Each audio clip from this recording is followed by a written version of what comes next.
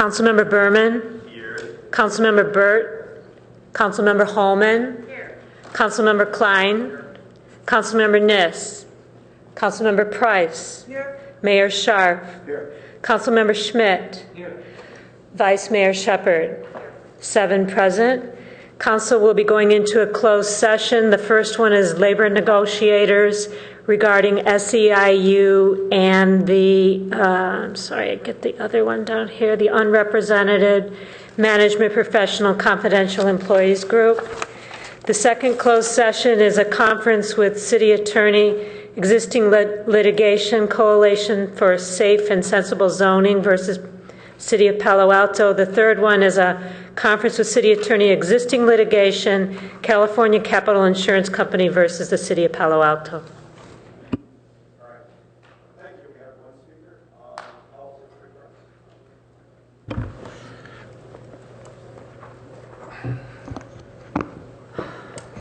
Thank you. I guess some of you can, all of you can sit down because I'm really not going to say anything that's going to put you in your seat. But I just wanted to touch upon an issue that perhaps not only concerns me but others, and that is meeting behind closed doors. You know, the Obama administration talks a lot about open government and making things transparent to the general public. I think that that's extremely important. So I'd like council to kind of think about getting proactive with respect of getting creative and open up these meetings, open up these discussions as to what is being said behind closed doors. Now, let me illustrate that for you for a minute. Several years ago, an individual was beaten in the Lytton Plaza. And that litigation went on for years. And as a result of that litigation, the city of Palo Alto paid out nearly $1 million in legal fees. That is a lot of money. That involved several officers that are no longer here. Michael Schmidtland, $900,000 payout. And if you really dig into what occurred there, and Mark Martell picked up on that case, Michael Schmidtland, you know what he was asking for in reality? If you really dig into the research and the material that I did, he was looking for an apology and $25,000. What did the city get? A huge expense, the largest legal settlement in the history of Palo Alto. So things, I think, perhaps would have been different if all of this litigation would have been opened up to be reviewed. So I'd like you to consider opening the doors to all of these secret meetings that are happening behind the scenes, because democracy demands open government and transparency. Thank you. Now we'll retire to closed session.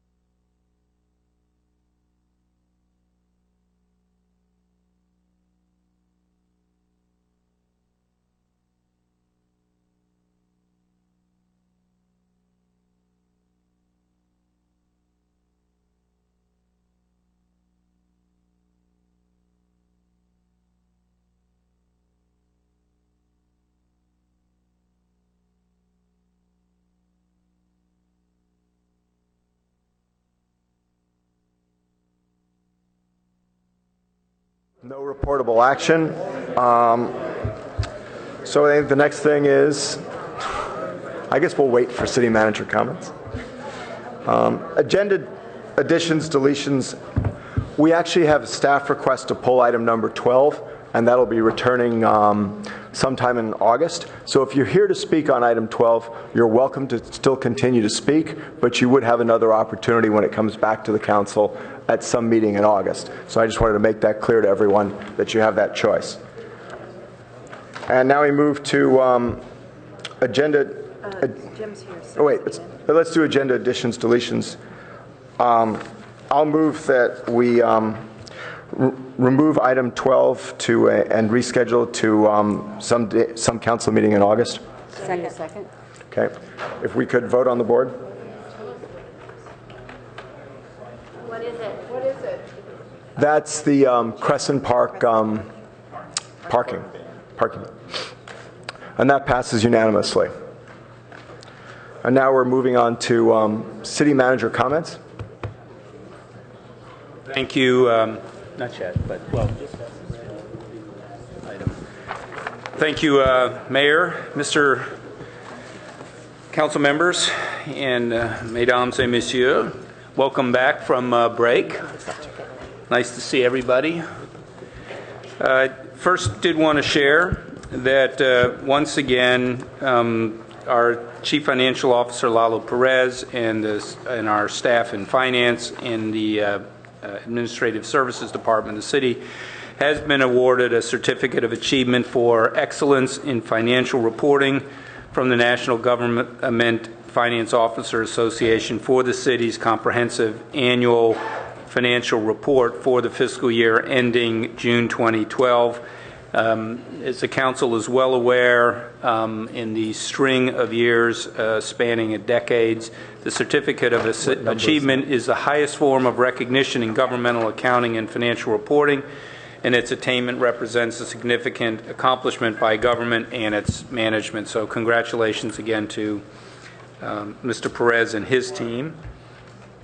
I did want to also share that our Palo Alto utilities at the last week's American Public Gas Association, we were recognized with its 2013 Consumer Education Marketing Award, and this award goes to the public utility whose programs to educate customers on critical natural gas safety issues are deemed to be the best in the country. So in an era when other utilities' gas safety problems are in the headlines, it's nice to be honored for our city's achievements and our communications with our customers. This Thursday, on August 6th at 6 p.m., the city will officially flip the switch on the free Wi-Fi in Cogswell Plaza. Those of you who don't remember exactly where Cogswell Plaza is, it's on Lytton between Bryant and Ramona. Recently re-landscaped and reconfigured, but with really high-speed, top-grade Wi-Fi. We'll have some of the individual donors who gave money to the project. It was initially funded by a crowdsourcing effort to help beautify the park, as well as local businesses in the area. And we're hoping that the community will log on to the free city-provided Wi-Fi while enjoying the park on the summer evening or surfing on their tablets or laptops at lunch. And I know the mayor will be presiding at that event this Thursday. On August 14th, our city, Palo Alto, will participate in a large-scale stadium evacuation drill with Stanford University. And in our case, about 35 of our employees will be involved, including police, fire, communications, and the Office of Emergency Services. Several other cities and agencies are also involved, including Sunnyvale, Mountain View, as well as the county EMS. Stanford does routine drills, but this one is of a much larger scale and will involve about 300 people and will test various communications, transportation, and medical evacuation procedures. It starts around 9 a.m. So people around the stadium and Town and Country Shopping Center are liable to see lots of activity. This is August 14th. This is just a drill, please. We did want to share that a large solar power purchase agreement has been signed and in Palo Alto, and the Jewish Community Center just signed a $1 million solar power purchase agreement with Solar City to install a 450 kV rooftop system, which will be the second largest in the city. And they're working collaboratively with our development services and utility staff to meet their very aggressive installation deadline. So given some of the past issues we've had on this PV installation, we're glad to see a big project like this coming on and coming forward. And then lastly, we thought it would be fun to just show the council give the council a little bit of an update on the Mitchell Park Library and Community construction site lately. And I did want to let you know, like this woman right here, if you've been out there, you can see noticeably dramatic changes over the past 3 months. The green wall, I think we can zoom in on a close-up there. Next slide. There we go. Isn't that cool? Is really quite special and plays against the sandstone, which is another finish at the northeast corner. New slide. Going in and being installed on the building. And on the inside, a lot of progress is beginning to take place as well. In the children's area, you can see this the ceiling. Slow down, please. If we could get the carpet installers to be as fast as you're switching the slides, we'd really be in good shape. Anyway, began last week in the children's area as well as the shelving in the adult area. Okay, you can switch the slides. There's the carpet and the next slide. Okay, there we go. Our series of letters to Flintco, the general contractor, commencing on May 2nd, 2013, placing Flintco, the company, on notice that the city intended to initiate default proceedings and establishing a continuing system of performance deadlines, has achieved results. There's been a major increase in the on-site workforce and a much-needed increase in the pace of construction. However, certain deadlines still for mechanical, electrical, and plumbing rough-in on the interior have not been met, and we continue to press hard to ensure that the schedule slippages cease altogether.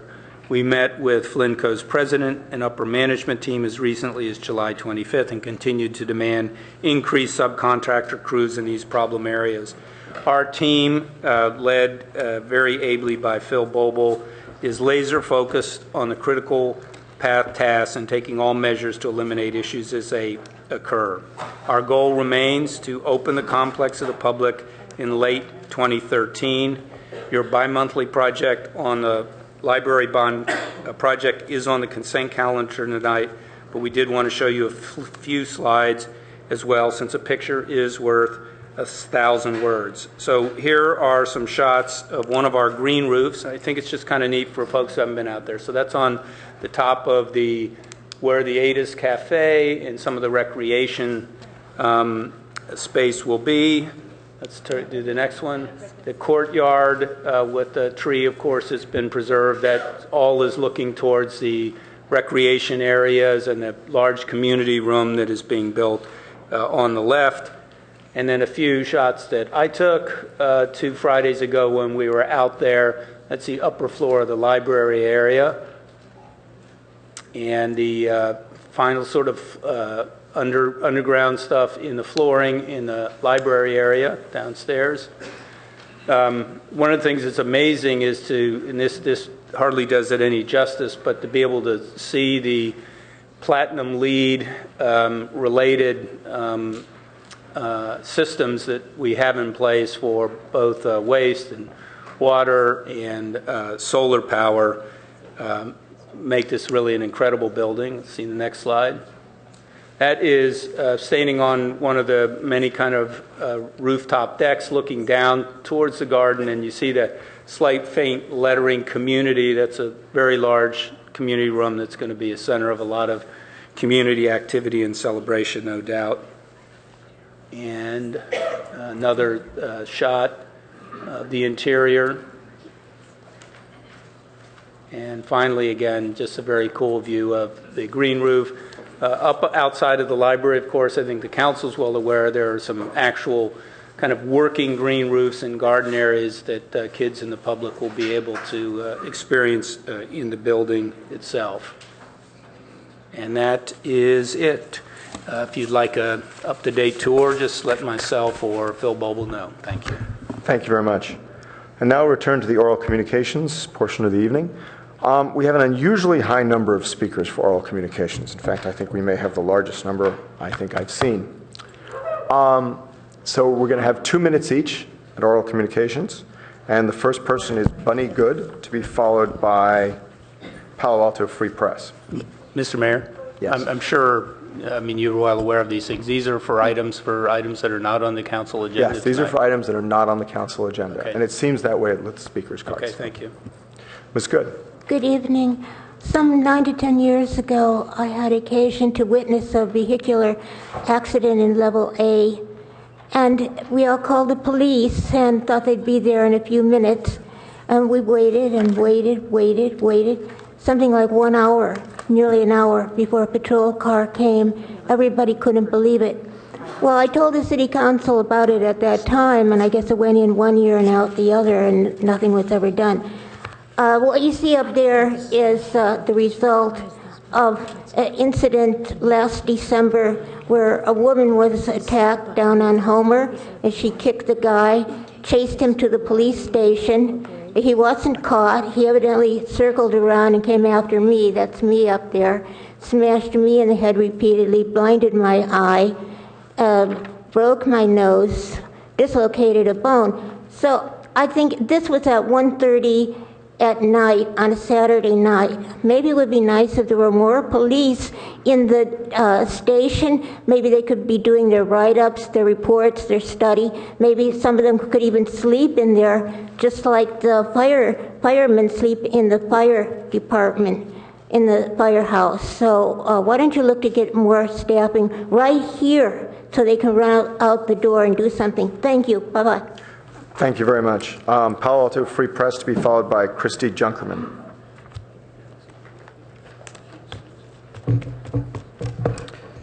Thank you. I just want to talk just briefly about the Human Relations Commission.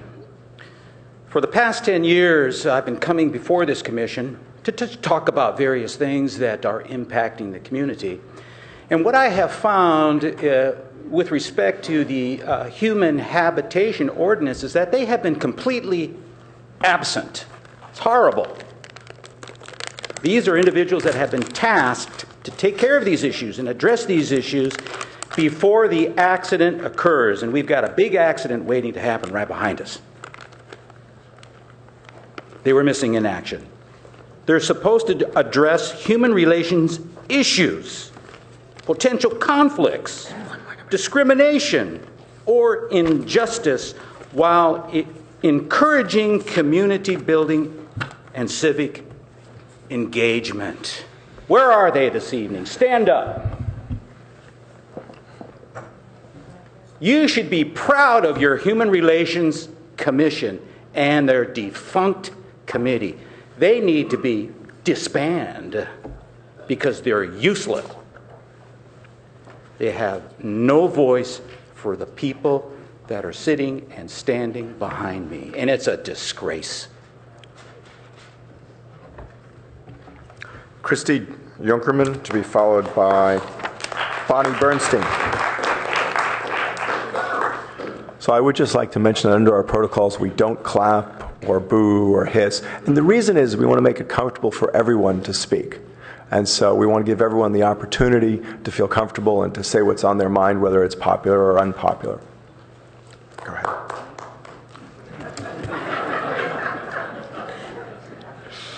I'm here to urge the mayor and the council to join Mayor Bloomberg's coalition of mayors against illegal guns.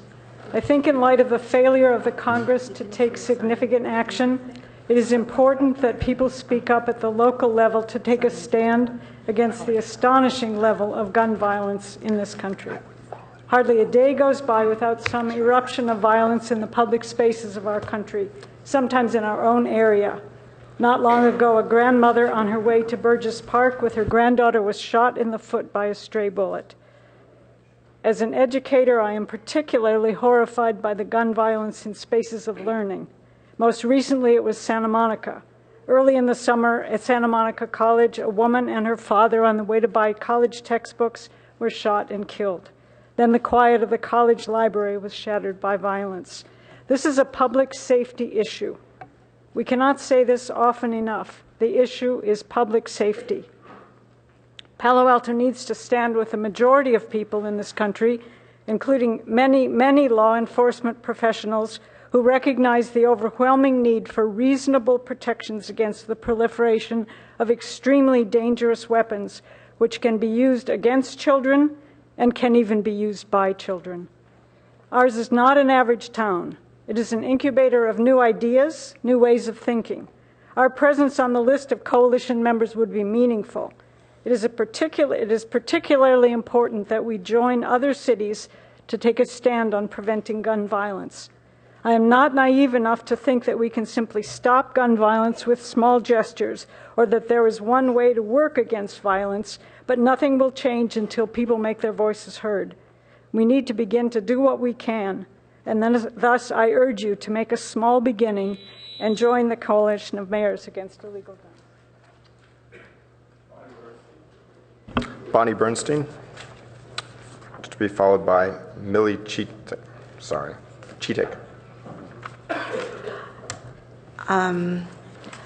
I too am here to encourage the Palo Alto City Council and our mayor to join Mayors Against Illegal Guns. I represent Silicon Valley Community Against Gun Violence. This is a grassroots organization that began in January after the Sandy Hook gun murders of 20 young children. We support efforts towards more safe and sensible gun laws in our nation. I'm here to really encourage you to join Mayors Against Illegal Guns. This gun violence change must happen, change in small communities and in the culture of our nation. And actions such as this can help move that effort forward. As you know, President Obama has proposed comprehensive strategies to fight gun violence. This is inch by inch, step by step. And we can help that effort as a forward-thinking community and an influential community. As a city, we have put great amounts of efforts into protecting our children and members of our community. Standing behind creating safer gun laws should be another aspect of our policy in our efforts to prevent violence and our efforts to prevent teen suicide. Thousands and thousands of teenagers are killed through the use of guns. We certainly have put a huge effort forward in the past few years to prevent teen suicide in the schools. This is just another small effort that might help move that forward. I encourage you to join Mayors Against Illegal Guns. Thank you. Millie Cheatik, to be followed by Mary Fitch. Good evening, Mayor Sharp and members of the City Council. I am Millie Cheatik. I've lived in Palo Alto since 1972. First of all, I'd like to congratulate you on the many miles of street repair and maintenance, as well as the Know Your Neighbor pilot program, all of which will help to keep our community safer. However, there is another very important issue that needs to be addressed to help protect the people you serve. And with gun violence throughout our nation and communities, American mayors are leading in the fight to change the gun culture in our society. Many citizens in Palo Alto would like you to stand with those mayors. Therefore, I am urging you to join Mayors Against Illegal Guns, a bipartisan coalition that is demanding action from Congress to require background checks for all gun sales. Mayors from 46 states have joined this coalition. As Palo Alto is a city that many other cities look to for leadership, Palo Alto needs to take a stand. Thank you. Thank you.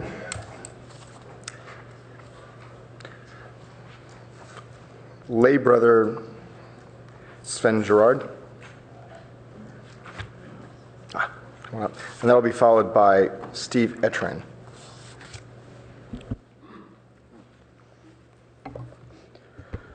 Beloved Mayor, council members, citizens of Palo Alto, I'm lay brother Stephen Gerard, a Third Order of St. Francis. Beloved council members, you will have in front of you a pamphlet on life peace zones. This is a new citizens overlay zone. It is in response to things you're already hearing in your community here about gun violence. I'm here to let you know that life peace zones are a new citizen overlay zone that's never been attempted before in the country. Well, if Palo Alto is that leader amongst the community here, then all you wonderful citizens, listen closely. This new citizen overlay zone will allow the citizens to zone its city in a unique way. If you turn to the middle of the page, there'll be 4 levels of this new zoning concept.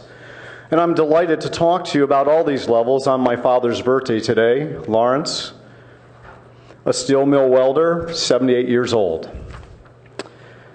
The first level for a life peace zone preserves the present preferential collective character of the good citizens that desire no life-ending medical procedures be performed in the womb of a woman in a designated legal overlay zone. That would be an L1.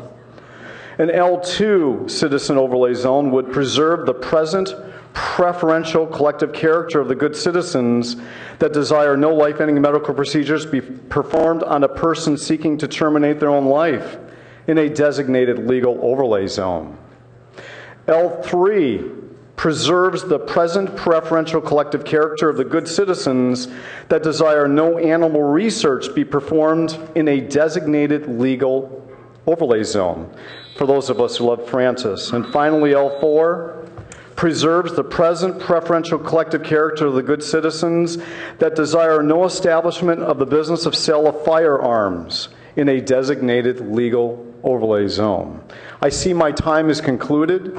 But if you love your father, you love your mother, I also ask of you, all of you, to start loving life peace zones. Thank you. Thank you. Steve at Triumph, to be followed by Sybil.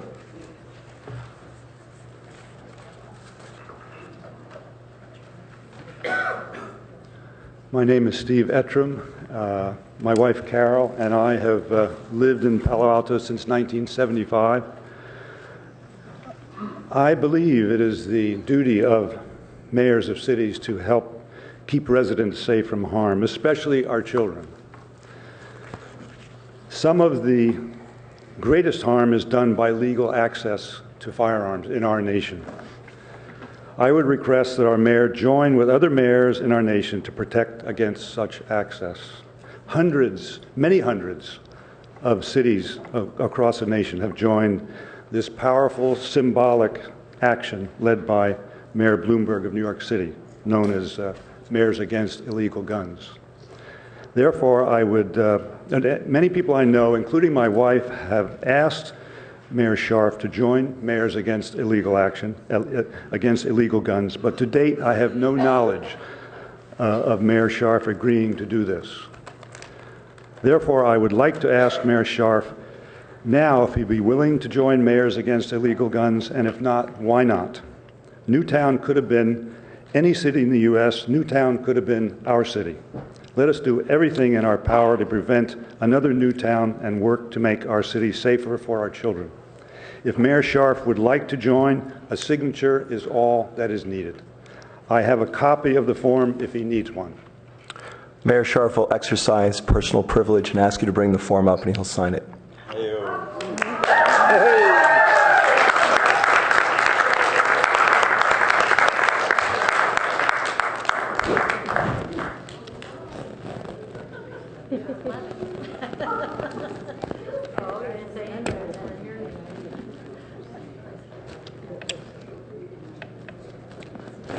Thank you.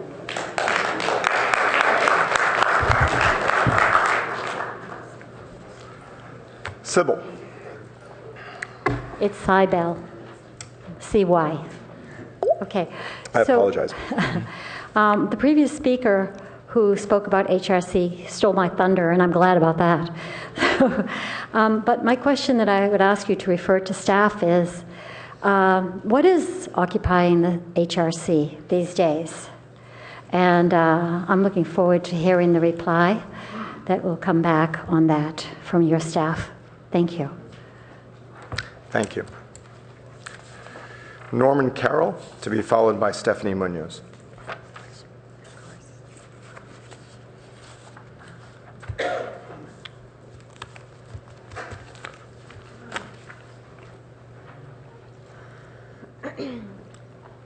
Hi, I'm Norman Carroll. I live on Emerson Street, around the corner from the Carmela School, just a little bit off of the railroad tracks. In an apartment. Used to live on the street. I'm familiar with all the kind of programs that can possibly be run at somebody. I'm a disabled veteran, a survivor of domestic violence, et cetera, et cetera, et cetera. My credentials are enormous. I got a thing in the mail this week that, well, actually a week and a half ago. There's going to be some major changes in affordable housing in this county that are going to upset the apple cart for a lot of people. My rent that I paid this month is only 2/3 of what I'm paying next month. They used to give an allowance for a disabled head of household, for dependents, tenant you paid utilities, tenant applied appliances, out-of-pocket medical, and I lose all of that. Plus, I'm getting a 5% increase. It's going from 30% to 35%. And for some people, that's going to be a very substantial hit. I'm getting a 50% SNAP. Some people, the 50% is not going to be under $100. For some people, it may be as much as $1,000. And if you're only working a $10 an hour job, that's going to be impossible. There's going to be more people who are not living inside. Thank you. Stephanie Munoz, to be followed by Gail Sarandovic.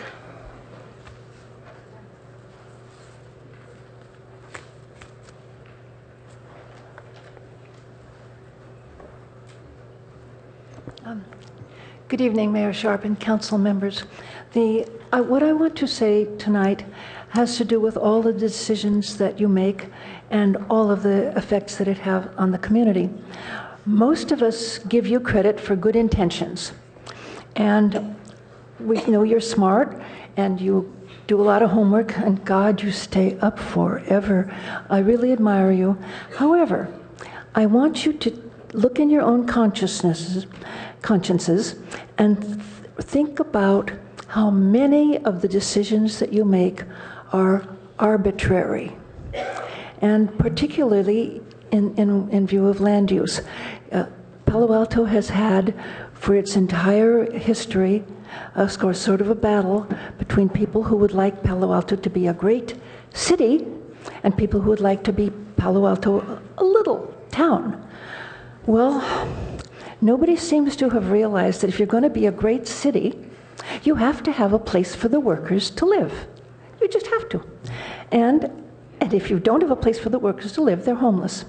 So the uses that have the city's land has been put to, and not the city's land also, but private property, have been, I want you to realize, arbitrarily given over to more productive, more money-making uses. But the result of that has been well, the end result is homelessness. Realize that we're the authors of our own destruction in this. It's not just you, it's all of us. We elected you, for goodness sakes. We have met the enemy, and he is us. Thank you. Thank you. Gail Sarandovic, to be followed by Barbara Sloan.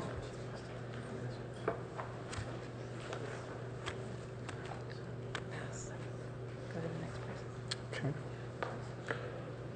Barbara Sloan. Good evening, City Council. I haven't spoken here in quite some time, but I am a native Palo Alto, and I was born in Palo Alto Hospital in 1946, so now you know how old I am. And I've lived, I was one of the original inhabitants of Rhodes Drive, which is along the creek in the Barrett and Hilp area close to Edgewood. And when I was a child, me and my friends used to go and dig up Indian bones underneath the Eichlers as they were preparing the land for that development and putting in the shopping center there. I know it's pretty horrifying to think that groups of Girl Scouts were taken out to dig up bones for archaeology badges, but yes, it did happen.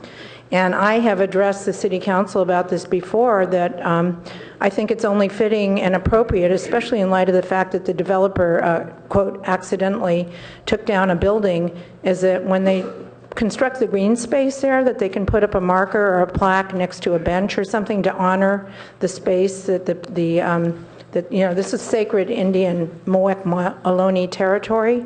And, you know, I've always been impressed with the compassion of the City Council and concern about human rights. And this is about the human rights of these people.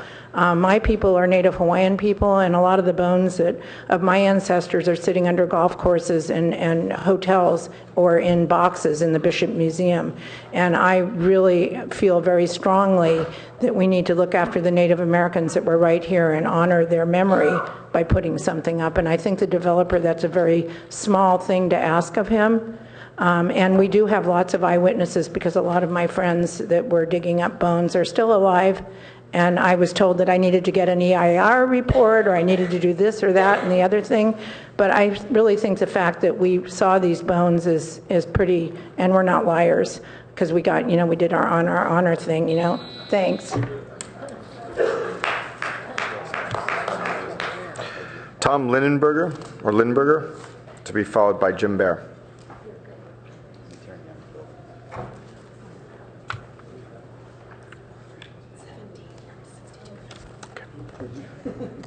My name is Tom Linebarger. I'd like to talk to you about wealth and poverty and what some other areas do about it. In San Jose, the City Council refused to pass an ordinance to allow a $10 minimum wage. San Jose State students took up that issue and they made it happen. All over the country, workers at McDonald's are fighting for a $15 wage.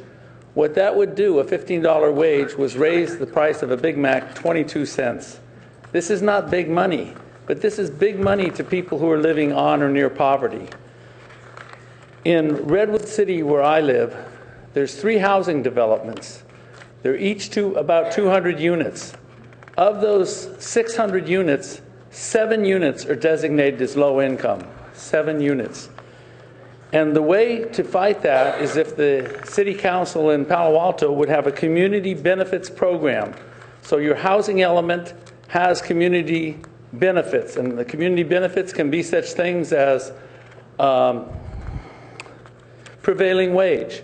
Prevailing wage means, like in Redwood City, we're going to get the workers to work on these projects from Alabama, because that's where there's cheap workers. They're going to become somewhat of a burden to the city and the county because the medical care, since they're cheap workers. And these units are all units that will probably be close to $1 million each. So the way to fight this is for the City Council to develop a community benefits project. In that, you can mention prevailing wage. You can mention that you want to have a low-income housing by a percentage. And that is one way to fulfill that mandate and have your housing element fulfilled. Otherwise, you end up like Menlo Park, where they didn't do it for a decade or two.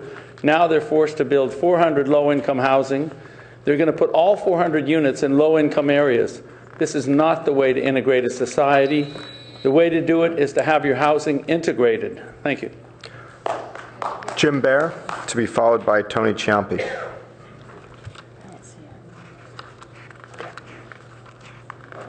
It's not seeing Jim. Tony Ciampi.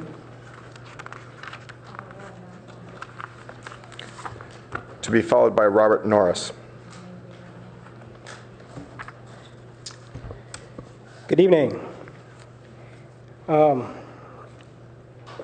I have made you well aware numerous times of the violations of city policy committed by Palo Alto Police Chief Dennis Burns. He's violated city policy 308.98 when he suppressed taser gun activation data, and then he lied about it. He then violated city policy 610-2 or .2 and 610.5.2 when he took into personal possession taser guns and taser cameras in violation of that policy.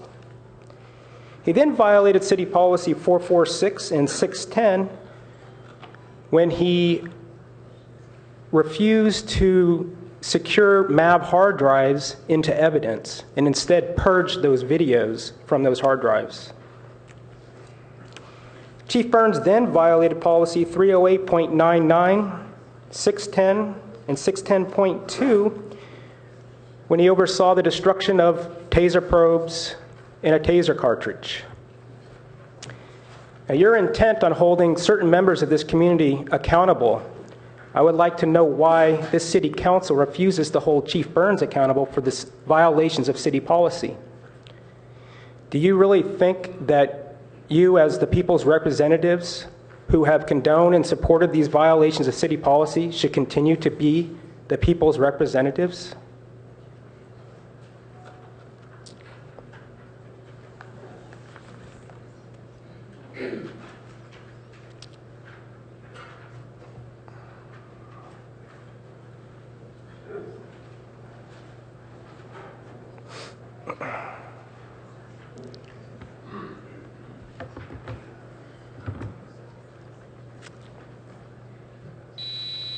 Thank you.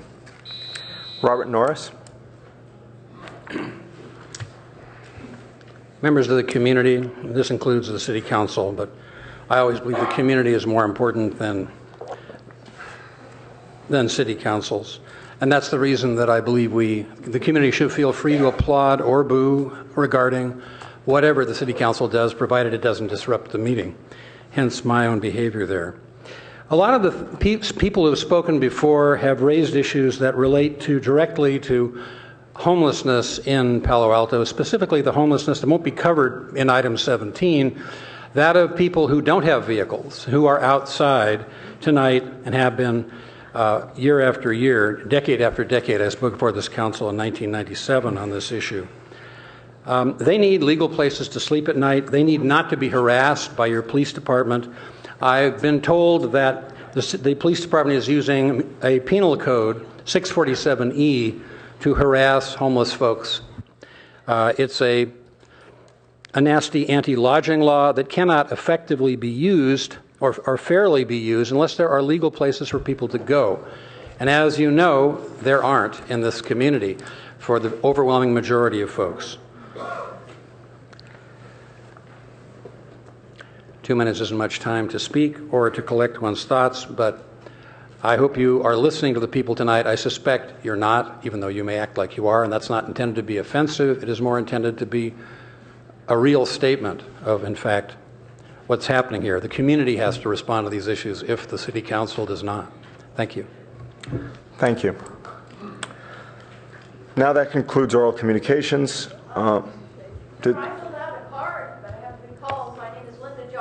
Well, come on up, Linda. I didn't get your card. This is for oral communications. Linda Jolly, and I'm proud to admit that I am a criminal. I have to leave early because of the criminal way that I live, so I need to make a couple of remarks. I was Used to be a conformist middle-class person, but I was made into a criminal by acts of our criminal government, namely the predator state. And I'm here to urge everyone to overthrow the predator state. My friend Robert Norris did a pretty good job in Santa Cruz. We could have some of that here. The predator state has robbed many of my friends of their existence. My friends worked long and hard in the workforce. My friends had a great deal of their money confiscated in the form of Social Security and other taxes. My friends are now living on shrunken dollars that the government has given back to them. They cannot, on the typical Social Security income, cannot even rent a room. And they are prohibited from living in the bushes. They are being exterminated. We don't like it. There ought to be a revolution. Thank you. Thank you. And now, okay, come on up. And could you state your name? Sure. My name's Sean Cartwright. I'm just bringing some information from San Jose. I could bring more information from LA, from Santa Monica. Don't boo and hiss, I'm from LA. So I just wanted to say that this is a quote from the Mercury News. San Jose still has one of the largest homeless communities on a per capita basis of any city in the country. So as a resident of San Jose, I sort of consider myself a little bit of an expert now. Nope, I'll speak later on that too. On any given night, 7,000 people in the county of Santa Clara sleep on the streets, in tents, by the creeks, or abandoned buildings. Of those, 2,500 are believed to be chronically homeless. And then just a little bit of information that I just wanted to share. This is all Santa Clara County. Homeless individuals in Santa Clara County, 7,361. Homeless in City of San Jose, my town, 4,770. Homeless in San Jose encampments, 1,230. Homeless in San Jose shelters and transitional housing, 1,110. Number who died from exposure in 2012, 39. The oldest was 81. The youngest was 23. The number who died from exposure in 2011, 61.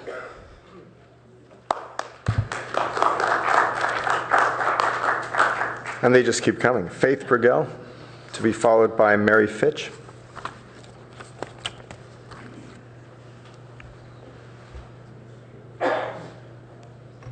Hi, I came late, so I'm not sure what has already been discussed, but I want to thank you for taking this issue so seriously. I feel that there are two different issues. This is oral communications. You know that. We're not at any item. We're just oral communications. Very beginning of the meeting.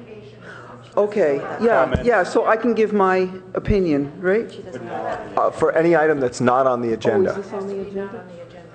Oh, this is coming up later? Yes. I'm sorry. No, no worries. No worries. Put you down. We'll put you down as item number 17. Was that what you wanted to speak to? Okay. The habitation. Okay. Mary Fitch. I think we skipped it by mistake. Right.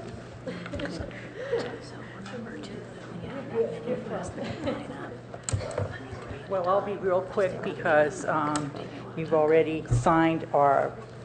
Can you move the mic over to your... yeah, thank you. I'll be real quick because you've already signed our form to join Mayors Against Illegal Guns, and I want to thank you very much for that. And I'm a Palo Alto resident for a long time, since the 70s, and my kids were raised here and all that good stuff. And I'm really looking forward to seeing the mayor of Palo Alto added to the list of the Mayors Against Illegal Guns. Thank you very much.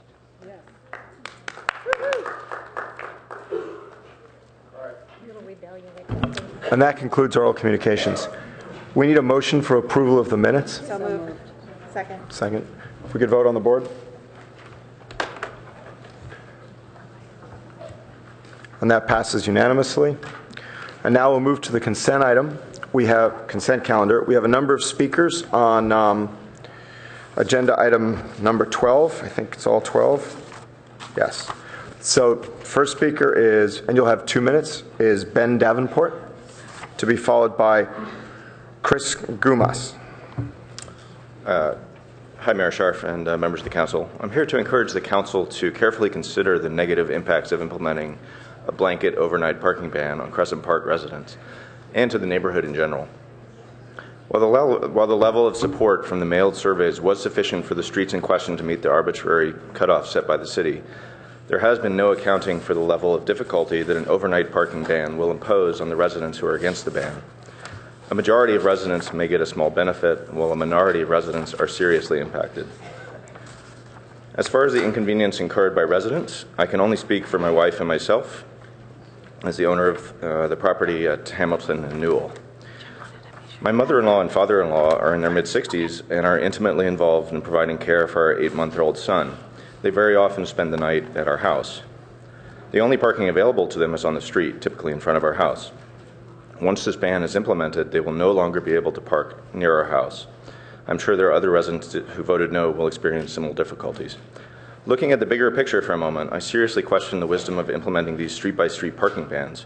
It seems like we're attacking the problem of excessive non-resident parking with a 30-pound sledgehammer because that's the only tool the city has given us. The hammer analogy is apt because the game we are playing is whack-a-mole.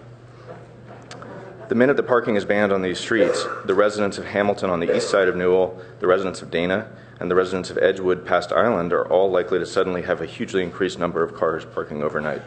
This excess parking will come not just from East Palo Alto residents who are willing to make the additional walk, but also from Crescent Park residents and their guests on the streets with vans who previously were legitimately parking in front of their own homes. By doing this street by street, we are just passing the buck to our neighbors. Subsequently, these other streets may clamor for a similar ban, no doubt causing problems for more residents.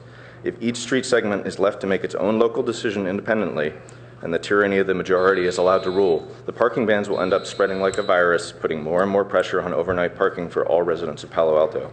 Enforcing parking bans doesn't make cars disappear. They have to go somewhere. Thank you. Chris Gumas, to be followed by Renee Gumas.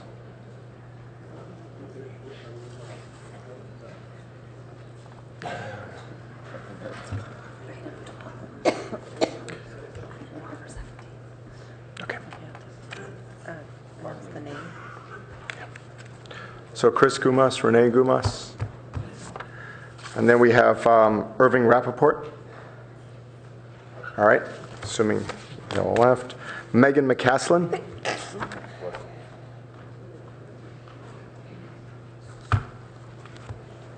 Hello, thank you for inviting me to speak. My name is Megan McCaslin. I live at 1485 Edgewood Drive. I've lived on Edgewood Drive for 22 years now. I've not been as active in the negotiating process as some of my neighbors, but I strongly support an overnight parking ban and, if possible, an eventual residential parking permit. As I have noted at other meetings, I come out at least once every 2 weeks to find my driveway blocked by a car and am unable to move until it has been towed. In addition, I find trash, including cups, condoms, needles, cigarettes. Need I go on? The overnight parking ban will add some chaos to my life, as it will to others, but I truly believe that it is in the interest of the many for the few to be inconvenienced. It is in the interest of the many for the few to be inconvenienced. And if this is only a temporary parking ban to start with, what is the harm in trying? It seems to me that to be one of those things that is way worse in anticipation than reality. And within the temporary proposal, there are compromises that could be made. But there's something else I want to talk about, something that I feel is an insidious undercurrent to this entire discussion. There's a giant elephant in the room that has been avoided at every meeting I've been to, until last week at Lucy Stern. There, a woman representing East Palo Alto referred to those of us on the Palo Alto side of the creek as the rich people. I've also heard this issue discussed as one pitting the rich white folk against their less fortunate neighbors, although in much more colorful language. Not only is this not helpful to serious dialogue on a pressing problem, but also, if people choose to go down that road, it actually is a quite destructive approach to take. It's incendiary and dangerous and frankly not fair. nor is it truthful. Lots of people, students, young families, not just poor people, live there. There's young tech workers, international students, all kinds of people, and not everybody on the other side is a rich white folk. This is not a battle between the haves and the have-nots, between the rich white folk on one side of the creek and the ethnically diverse population on the other. This is an issue of quality of life. We live in Palo Alto because of its quality of life. The city services, the lovely streets, the noise ordinance, the safety of the neighborhoods. The city provides for us in many ways. In contrast, it does not seem as though East Palo Alto... Excuse me. I think we're... Okay. One last thing I want to really No, do come last on. thing. Okay. Well, anyway, East Palo Alto is not taking care of its quality of life. It's not helping its residents Thank you. live there. R. Norris. Members of the community, this kind of permit parking has been used in Santa Cruz to effectively exclude homeless people from being in those areas. And I suspect it can have a similar impact here, and apparently it has a bad impact on residents as well. I think it is a class issue, taking just issue with what the speaker before me has said. I think if you want to respect everyone's rights, I'm glad you're putting this issue off until a September meeting, because I think it really needs to be more fully discussed and illuminated in the public eye. You can certainly get some kind of, I think, insight by looking at the Santa Cruz situation, where actually they progressed street by street, banning, not just requiring a permit, but banning people from being in vehicles after 12 o'clock at night, with the specific intention of criminalizing homeless vehicles even when people aren't habitating them, which will come up later on this agenda. So I think tenants and homeowners in this situation, and homeless people and advocates, can have a common cause on item 12 when it reappears in September. Thank you. Thank you. And now we'll move to the consent calendar. Can I have a motion? So moved. No. There were? For oral communication? We're not on an item. We're on item 12. Here's on number 12, which was on consent. We got confused, thought that we were on the consent calendar. We are on the consent calendar. No, we were on the consent calendar, and we just completed oral communications on the consent calendar. Okay, sorry. Did anyone want to speak to any item on the consent calendar? One more. All right. Come on up and just state your name, and we'll be all good.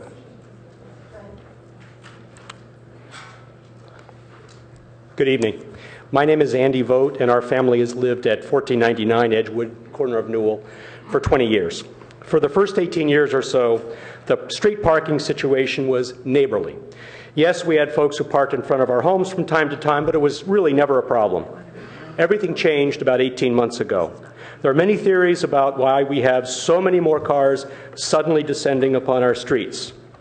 Increased parking charges, higher occupancy rates, higher density. Frankly, it doesn't matter. The fact is we have over 50 cars, excess cars, clogging our streets and driveways every night with noise, garbage, and congestion. City staff, Jaime Rodriguez and Jim Keene, laid out the options for us last winter. Frankly, no proposal looked all that attractive. We've been told that a residential parking program, which sounds good until we dig into the details, is not on the table in the short term. The only option for near-term relief is the temporary parking ban. This will inconvenience all of us, but it is much better than today's crisis situation. We have worked with city staff to follow the prescribed process every step of the way. Residents signed petitions requesting the ban, and then they followed through with balloting by postcard. Myriad details were worked out by staff, and we appreciate the patience of city staff in keeping this long process moving. We were to be at the end of that long road tonight. It sounds that City Council would like to postpone final resolution of this issue to another meeting. We're fine with that, but the Council needs to know that Crescent Park neighbors will be back, because we absolutely must resolve this parking crisis. Thank you. Thank you.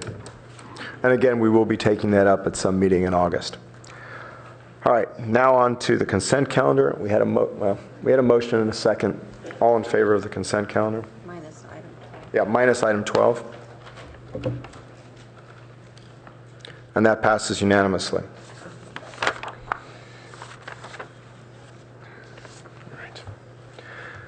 And now we move to our first public hearing, which is a public hearing adoption of a resolution confirming weed abatement report and ordering costs of abatement to be a special assessment on the respective properties described therein. So, on December 10th, 2012, in accordance with Chapter 8.08 of the Palo Alto Municipal Code, the City Council declared weeds to be a nuisance and ordered that the nuisance be abated. A public hearing was held on January 14th, 2013 to consider objections to the proposed destruction or removal of the weeds. No objections were noted. Once the above steps have been taken, the County Weed Abatement Division instructed its contractor to abate weeds on city and private properties within Palo Alto. That work has now been completed. Property owners were notified the third week in December 2012 that weeds were to be abated by April 30th, 2013, either by the owners or by the county. If the property owners chose to have the county abate the weeds, the abatement charge would be levied against the respective properties as an assessment by the county assessor. The county has since informed the property owners of the cost of destroying and removing the weeds. The city clerk has published the required notice of this hearing in the Palo Alto Weekly. The cost report by the County Weed Abatement Division has been posted on the City Hall Plaza bulletin board for 10 days prior to this hearing. So I will now open the public hearing for any property owners who may object to the charges for weed abatement being levied against their properties. Do we have any objections? Seeing no objections, I'll close the public hearing, and I will now entertain a motion to adopt the resolution confirming the weed abatement report and ordering the cost of abatement to be a special assessment on the properties described in Appendix B. And that was moved by Councilmember Niss. Seconded by Councilmember Price. Any discussion? Seeing none, if we could vote on the board. Okay. And that passes unanimously.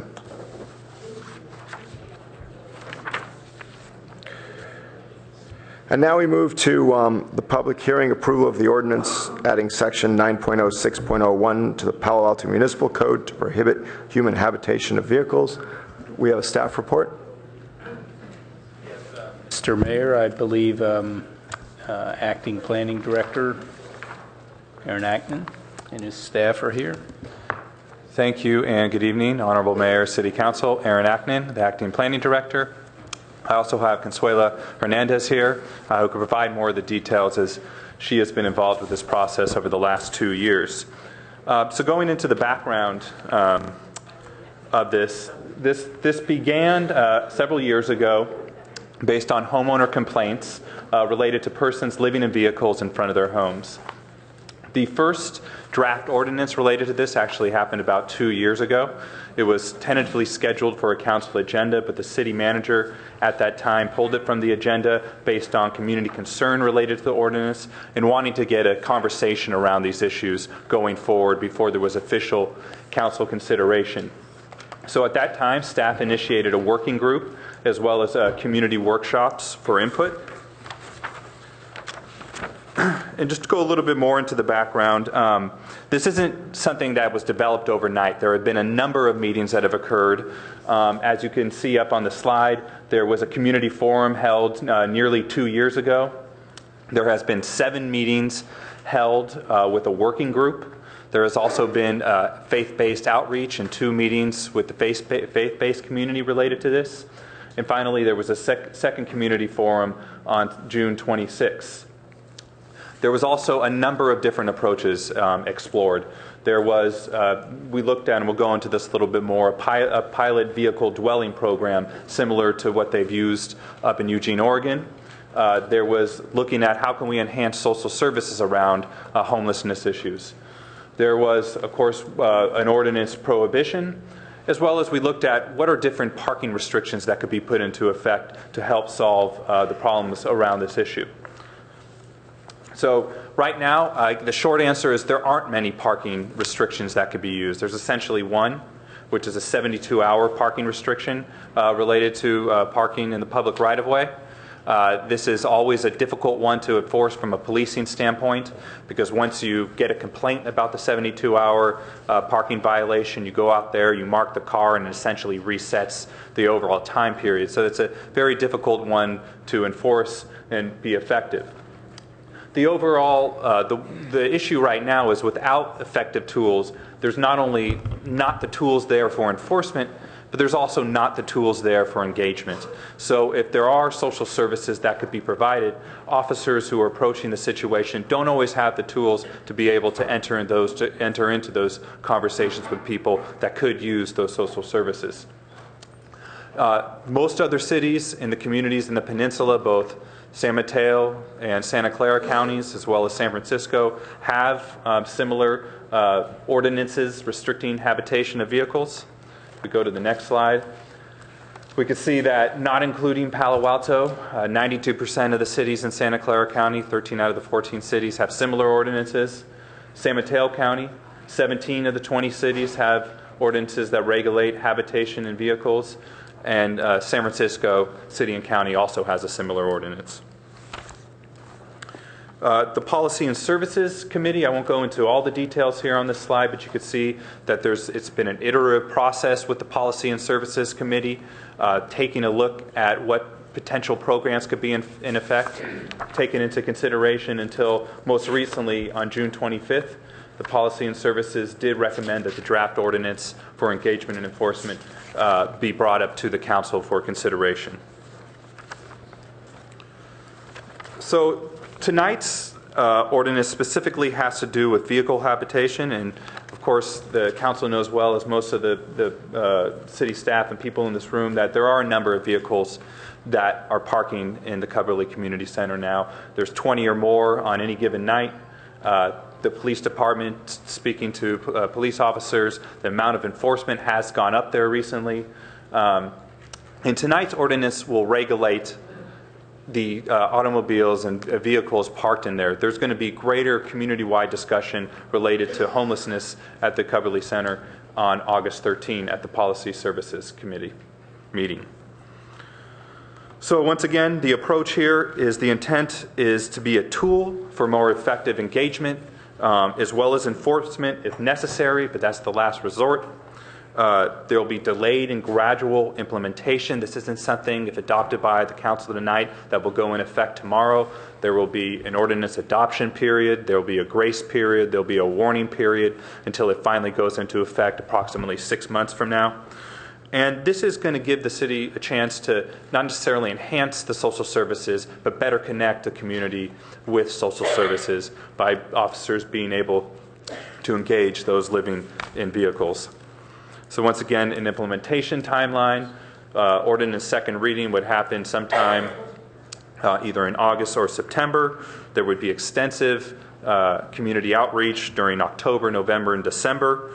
Then in January, a 30-day warning period would go into it. So once again, officers would be able to approach those living in their vehicles and warn them once again about the ordinance about to take effect, till finally full program implementation would begin in February of next year. So that concludes staff's presentation at this time. There's members of Community Services as well as Planning and Police Department staff here to answer any questions. Thank you. And now we'll go to the public. We have a large number of speakers, well over 60. You're going to have 1 minute each. I would ask that you actually line up. I'll call 3 at a time. And so the first speaker is Bunny Good, to be followed by Ladoris Cordell, to be followed by George Chippendale.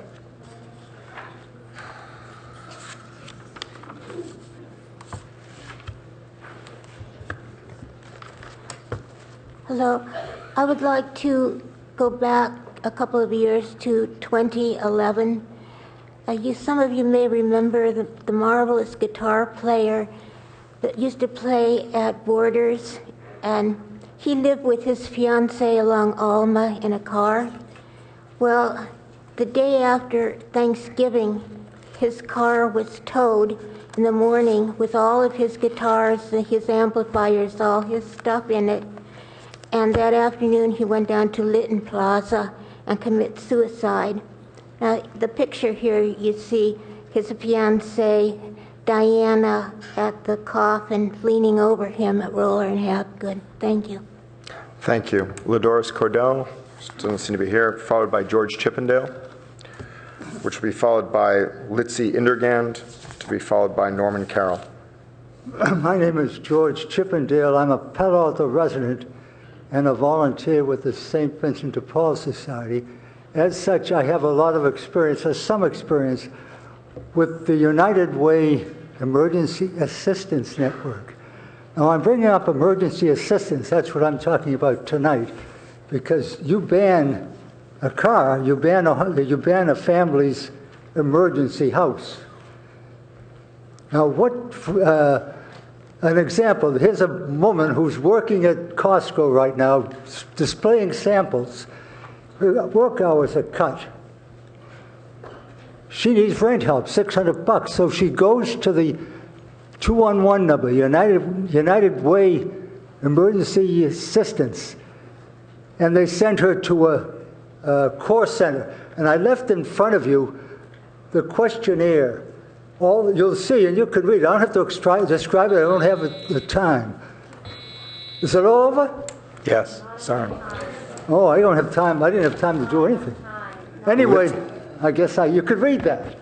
Thank you. Litzy Indergand, to be followed by Norman Carroll. I have been dealing with the homeless population for a long time. I'm one of the people who got the Opportunity Center started, and 801 Alma is on our current project. But I understand that Cubberley is not a wonderful place to live. I don't think I'd want to live at the parking lot on Cubberley. But there's at least one suggestion that was made some time ago to ask the churches if they would accommodate a couple of cars in their parking lot. And our church said, oh yes, we could handle maybe half a dozen or maybe a few more cars in our parking lot. But we were told we had to have a bathroom. Well, that's fine, we have a bathroom. Then we were told, well, that's fine and good, but you have to have an attendant in that bathroom all the time that it's open to the people living in the parking lot. Well, our church is, like most churches, very short of money. We could not afford to hire an employee to do that. So think over that again. See if the city cannot afford to put potty parks in there.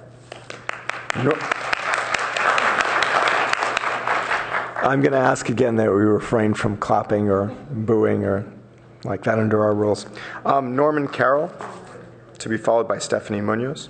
My first question is, there are day sleepers who work in restaurants downtown who sleep regularly in their cars in between shifts because sometimes they're not even working both shifts in the same restaurant.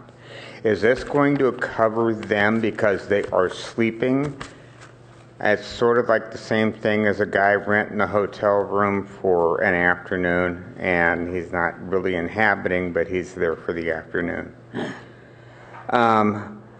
My big question is, does this ordinance really fit with the findings? Because finding B says, it talks about vehicle parking and storage, and the ordinance doesn't say a darn thing about the vehicles. All it says, they have to be uninhabited, and that the city says they were going to provide services, but you can't find the people to give them the services. Thank you. Stephanie Munoz, to be followed by Ruth Chippendale.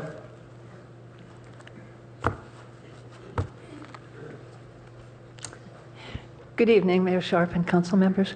I'm Stephanie Munoz, as you know. It makes me proud to have so many people who are concerned and caring, including some of you. Well, all of you, of course. But I'm here to speak for me. You cannot have that vehicle ban ordinance because of me. I'm not homeless. I'm not St. Francis or Mother Teresa. But I'm an American citizen, and I believe in the Constitution of the United States. Because you cannot make me not sleep in my car, you can't make anybody do it. Oh, you say, oh, it will be selective. We'll only do those homeless people. That's a police state. We're not buying it. Please, don't do it. It is inhumane, it is unconstitutional, and stupid.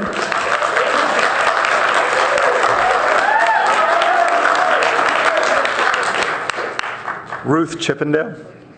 I'm Ruth Chippendale, and I've lived in Palo Alto since 1957, when ordinary people were able to buy homes here. And I do a lot with the homeless with the Hotel de Zinc. That's the rotating shelter that goes from church to church during the year. And every one of the people that have been living in their vehicles have a different reason of what happened to them. One man living in his vehicle was injured, and when he hurt his leg, he wasn't able to work anymore. He lost his job, then he lost his apartment, so he moved into his vehicle.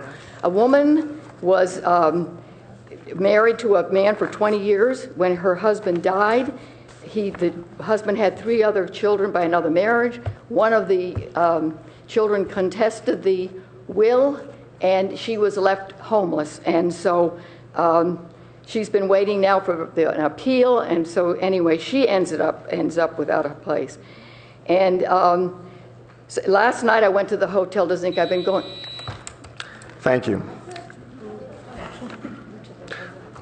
Can I just call Rachel? Rachel Wright, to be followed by Gator LeBlanc.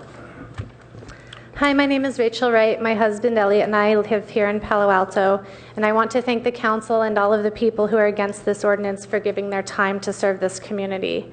As Councilwoman Shepherd knows, I am striving to understand where this ordinance came from and why anyone would support it. I recognize that the council is frustrated that citizens haven't mobilized sufficiently to address concerns related to vehicle dwelling and homelessness. That said, this ordinance does not solve the problem.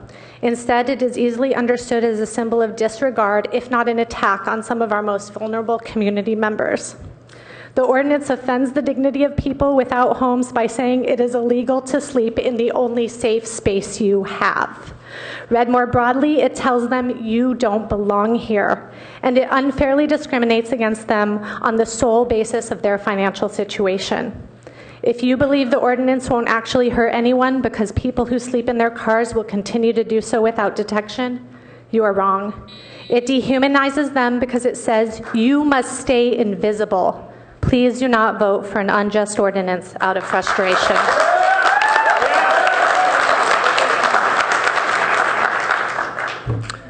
Gator LeBlanc, to be followed by Louis Cello. I was born and raised here in Palo Alto. I went to school here. I love this city so much. I was wondering if this council would consider letting us live in like industrial areas and not in front of people's homes. This is let us live free and not be bothered by the police department. Thank you. Thank you. Louis Sallow, to be followed by Rick Toker.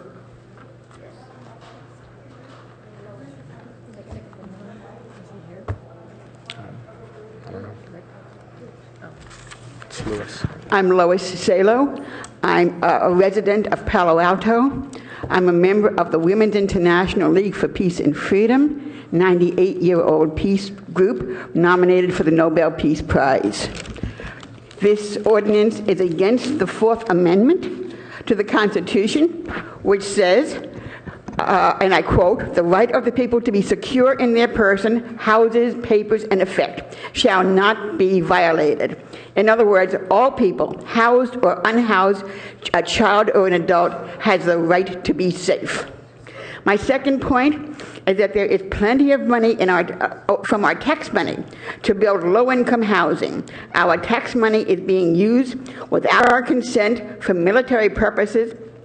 60% of the gross domestic product is spent on the military, $670 billion.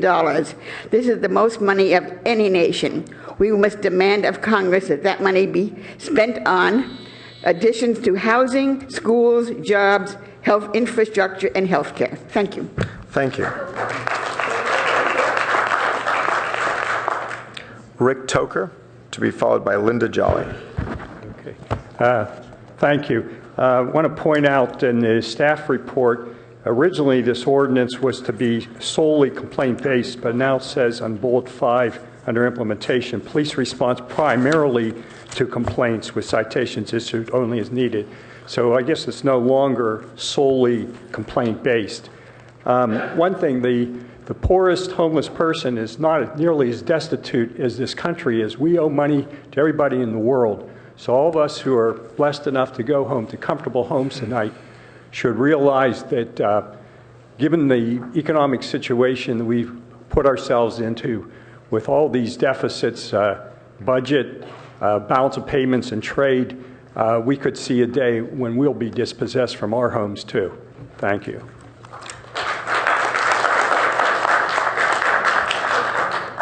Linda Jolly, to be followed by Harry Schupeiser.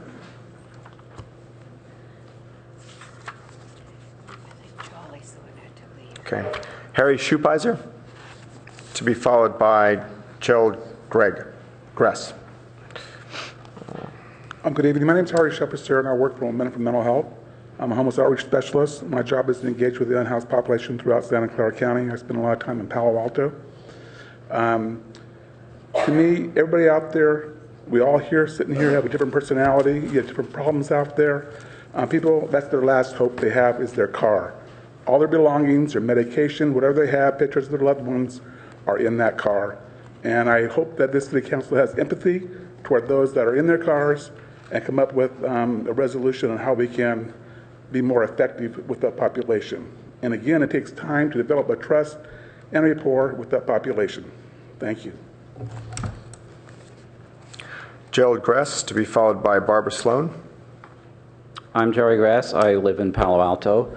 I've been going to the temporary Mitchell Park Library for as long as it's existed, which means I go to Coverly. That's about twice a week.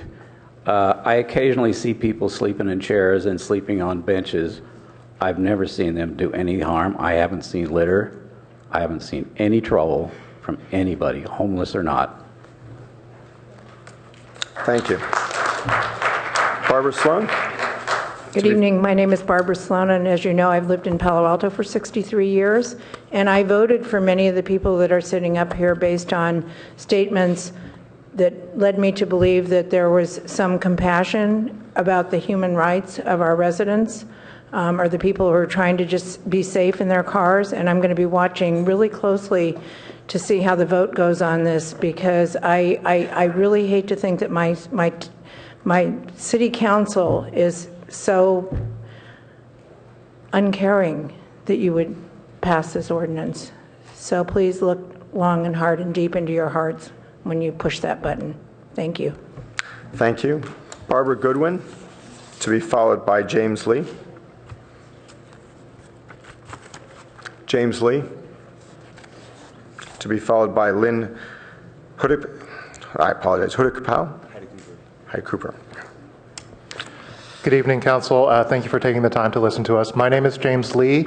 I'm a resident of Redwood City. I'm also a candidate for Redwood City City Council. None of that is important right now. You might wonder why a Redwood City resident is here speaking to you tonight. I'm speaking to you tonight because unlike what one lady said earlier, we actually do need to take care of each other. What happens in your city affects my city. What happens in my city affects yours. The gentrification pressures we see on the peninsula aren't just limited to Palo Alto. They happen in my city as well. The lack of affordable housing is a problem in my city as well. And what happens is when you criminalize people who have no place to go, they end up getting pushed out of your community. These are Palo Altans. These are people who have jobs in the community, people who would love to stay here if possible but can't, people who are staying in their cars because they live in Tracy, they have a job out here, and they can't afford a daily commute back to Tracy.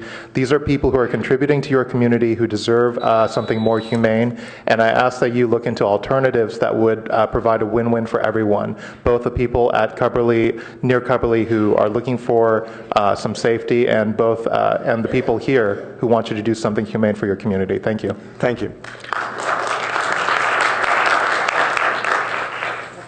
Hello, hello. My name is Barbara Goodwin. I want to comment on George Chippendale's comments that didn't get very far because 1 minute is very short. He was talking about the woman that worked at Costco and she passed out samples, and she was trying to get some more assistance because the wage is very small. And the woman tried going the round with those blue cards that you have. She went around from place to place agencies that were designated to help her, and it was a catch-22 until she had certain documents that verified. She went from agency to agency to agency. It was a nightmare for her. And George and his wife are so active in the community, and when they tell you a story like this, it's true. Thank you. Lynn Hudiker, to be followed by Dana St. George. Hi, my name's Lynn Heidekofer. You can just call me Lynn for short. I've been a registered nurse for 40 years. I've taken care of all populations. I'm also working on single-payer health care, and we feel that health care is a human right, and that's what my T-shirt and button says. This is from the Vermont Workers Center, who got a single-payer bill passed in Vermont. I feel that your housing is also a human right. And unfortunately, the homeless die 10 to 20 years earlier than the rest of us. And they're already compromised, and I'm sure that if you meet with us, we have a lot of ideas for solutions to this problem, just like Santa Barbara did. Thank you. Dana St. George, to be followed by Mary Klein. Good evening, Dana St. George. Yes, I was thinking about this, and it occurred to me that these homeless people are really refugees. And, you know, they're local refugees. And most of us are pretty willing to give money and reach out to causes in various foreign countries where people are displaced and you know, provide tents and camps for them and try to take care of them. And, you know, I'm wondering why it's easy to ignore our own refugees that are right here in our own town. Who has a responsibility for them? You know, clearly the federal government stopped, you know, giving housing, and apparently the local governments are just overwhelmed at the idea of taking on this responsibility. But somebody's got to do it. And it really seems to me that in the long run, local responsibility works better than waiting for the federal government to do something. And I really think that we could do some little tax, some little utility tax of a few cents on each household. I mean, there must be something. Mary Klein, to be followed by Kate Dreher. Hi, I'm Mary Klein. I live in Palo Alto. I want to speak to the sense of offense I feel at the characterization of this ordinance as somehow being kind to people who live in their cars because we're helping them get out of inadequate housing. If you have a stick and we're having a slow graduated implementation of it, a stick is a stick, whether you're hitting someone with it or not. And we can choose a stick to force people out of their houses, or we can try to come up with a carrot, like the health plan of San Mateo has for health care for very low-income people, how Santa Clara County Family Health Plan has come up for very low-income people. Those two local luminary programs set the standard for the Affordable Care Act that is now, regardless of what you think about it, providing services for people that would never have them. And I believe that Palo Alto can do a lot better than this.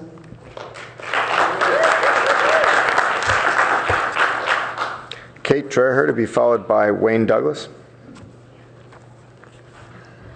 Good evening. I'm a Palo Alto voter, and I've been living and working here since 2007. I've experienced working with our unhoused neighbors as a co-organizer of the Hotel de Zinc program at St. Mark's Episcopal Church during the month of May.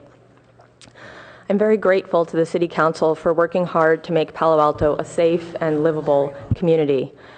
But I cannot think of any ways in which a person could pose a risk to the health, safety, and welfare of the public as large, as stated in finding 1D of the ordinance, while simultaneously sleeping, eating, or resting within a vehicle. I ask the City Council to vote against this ordinance. Thank you. Wayne Douglas, to be followed by Robert Norris. Good evening. It took 2 years, and this is what you came up with. Well, I've got a better proposal for you right now. There are 9 of you up there. Each one of you pick somebody who is homeless, find a place for them to live. Okay? It can be done because my wife and I did it 2 years ago. You've been dithering for 2 years, and I already got one person under a roof, okay? It wasn't easy, but it turned out, actually, probably I was the only person who could do it, even though we attacked it the way you do, look for a job, you know, get a network going. It turned out I was the key, because I remembered that there was a person on my very street who had a house that he had previously shared. His housemate had died of cancer, but he was intending to revamp the place and offer it to someone else. We, as it were, twisted his arm. The lady got into housing 1 week before the rains came 2 years ago in October. That's what I did. Maybe you should try it too.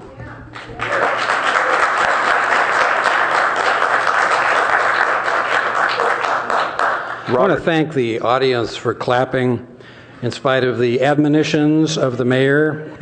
The community should be aware of some facts. Every single speaker here has opposed this ban. The city council agenda supposedly provides for 2.5 hours to discuss this. We are, according even to the schedule, only 45 minutes into that, yet each of us has been limited to 1 minute. So it seems clear to me that the Policy and Services Committee is going to be rubber stamped here, that they're going to steal the shelter from poor people regardless of what we say or do here, and what we need to do as a community is to organize against that. Sugarcoating this is not going to change the fact, but the community has more common sense, more awareness of the cost, and more sense of compassion, unfortunately, than bureaucrats in office. And I say this with some anger, but also, it's too bad. Thank you.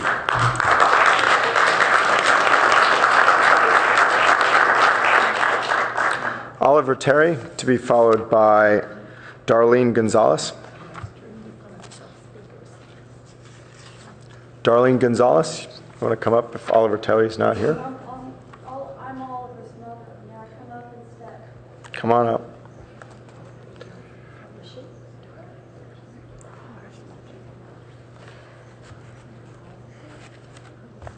My name is Diane Jones. I became homeless recently.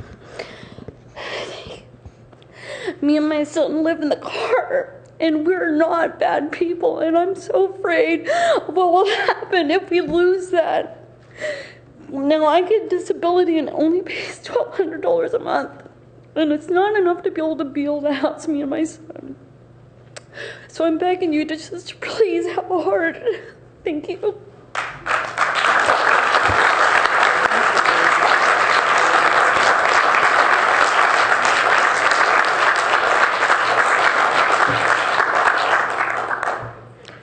I'm Darlene Gonzalez. I was homeless when I was 15 due to severe abuse from the people I should trust. I put together money to get a little car and stayed in the car until I was 18 and found a house. From that point on, anybody who was homeless, children, adults, families, have been in my little teeny 2-bedroom cottage, and to this day, I've been housing people. And I do laundry for 20 homeless people because they don't want to be dirty, they just want to be human. You know, we have RV camps and people leave their homes to go live in little communities for little summer vacations. But these people who have created little communities like Cubberley, who take care of each other and help each other through, are getting kicked out of the only home they know. You guys think it's fun to go and be homeless for a week and have fun camping, and these people need these homes for their life and their livelihood. Support each other, feed each other, keep each other clean, keep each other medicated. You need to think of that. Who is that? Diane Jones, to be followed by Greg Rogers. Okay. Greg Rogers, to be followed by Matthew Dimmick.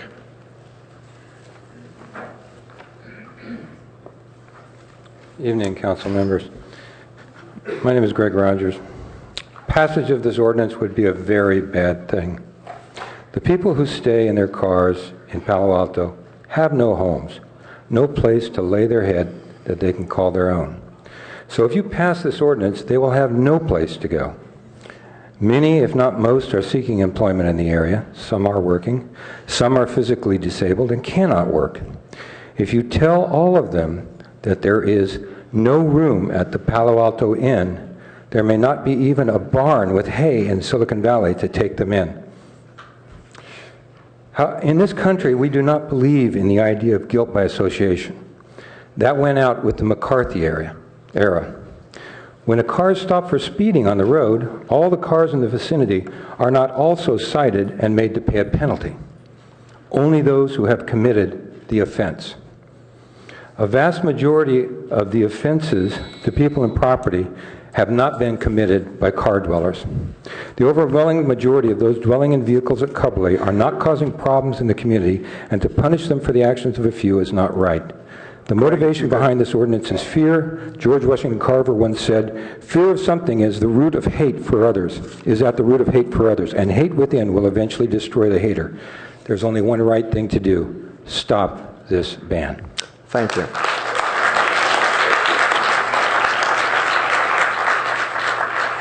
Matthew Dimmick, to be followed by Abby Mayhopt. Good evening, members of the council and members of my community. My name is Matthew Dimmick, and I'm a resident of Palo Alto. I stand before you as a member of the pastoral staff at First Presbyterian Church of Palo Alto and as a member of this community. As a minister and a Christian, I oppose the ordinance to the ban on car dwelling and urge members of the council to vote against it. Before becoming a minister, I worked in the field of subsidized housing waitlist management. Currently, individuals face years of waiting on wait lists to be offered affordable housing. Part of my work involved looking for practical and systemic changes to housing requirements and systems to provide housings in a timely manner for everyone. Those solutions do exist, but they take creativity and working together as a community. We all know that there are challenges in facing poverty. Palo Alto is not alone in this. But the solution to this is anything but banning individuals living in cars. I encourage the council to take a stand against this ordinance. Thank you. Thank you. Abby Mayhopt, to be followed by Marilyn Winkleby. My name is Abby Mohop, and I'm the pastoral resident at First Presbyterian Church in Palo Alto. Matthew and I are colleagues. I am standing here in front of you against the ban for sleeping in cars, but I want to say one thing to all of you. I've been on staff at First Presbyterian Church for over a year, and in that time, no one has reached out to our congregation to work on finding a solution to this problem. And so whatever the vote is tonight, I urge you to do real outreach to faith communities because we want to help. Thank you.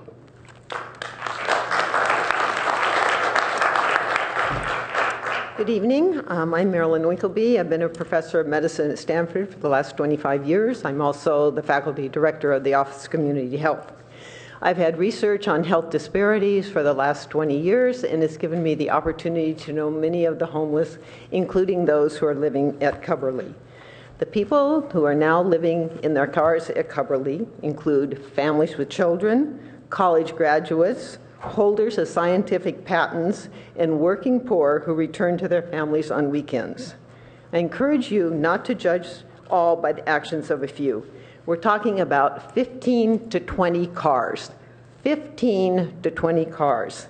As a scientist, I encourage you to collect data to validate your assumptions before punishing all of those who sleep in their cars.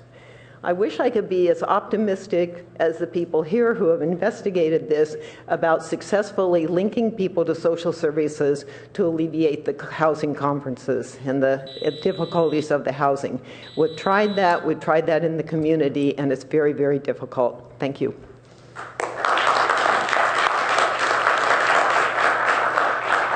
Cindy Lo Wang, to be followed by Katie Fountain.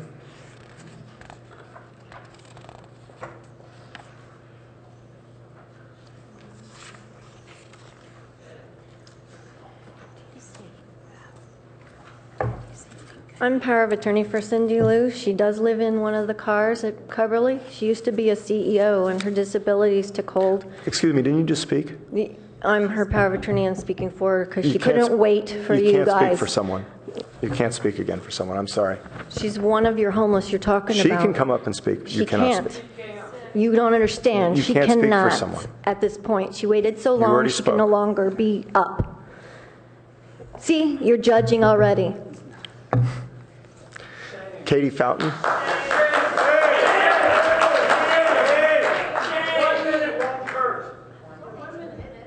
Katie Fountain. Hi, I'm Katie Fanton. I'm on staff at the Vineyard Christian Fellowship of the Peninsula. We meet at Coverly Community Center. So as you probably can imagine, I know a lot about Coverly. I'm there a lot. I know a lot of the folks who live there, either those in cars or those who aren't. And, you know, honestly, I know there's issues, but I also know we have not done enough to solve some of those issues. And this ban simply does not solve those issues. Give us a chance. Give this community who's spoken so eloquently tonight a chance to do something different because we want to. This ban will not solve the problems that exist at Coverly or anywhere else, but let's actually solve those problems versus marginalizing even more people who are struggling. Thank you.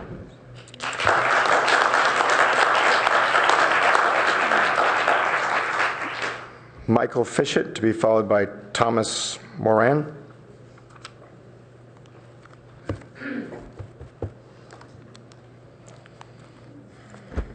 Good evening. I'm the physician representative at the Health Advisory Committee at the Santa Clara County, and I've been a physician in the community for 35 years. Over the last 2 years, I've been working at a family kitchen that serves many of the residents that come from Coverly. There are children, families, children in school that we see who live at Coverly. There are people with college degrees. I know 4 of them. There are people who are working and get up and go shower in the morning, who can't do that anymore once the shower is closed, who make minimum wage and can't afford to find a place to live. What I really want to do is point out the fallacy in the proposal. You have to understand that there are not sufficient social services to find housing for all the people, the 7,000 or more in Santa Clara County. Shifting them from one city to another won't work. Thank you. Thomas Moran.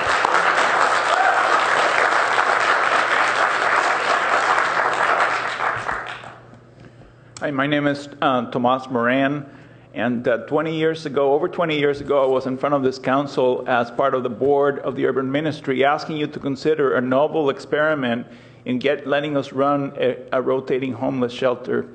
That became a success. It asked this community to stretch its imagination beyond the thought that Palo Alto could not provide shelter. We had been looking for places with Stanford. I've been negotiating with Stanford. Later, as Director of Quality of the Palo Alto Medical Foundation, I helped negotiate the location of the current Opportunity Center so that Dr. Drucker and Don Barr could negotiate a location, which was a very difficult thing to do. This is a great town. This is my town since 1986. We have a better future than to shrink ourselves to the likes of towns that are closing their doors to the people who are homeless or unhoused. And if you just invite the religious community and the communities that care to come up with a creative thing, you'll find how wide and how stretched our generosity can turn. Thank you. Joseph Rosas.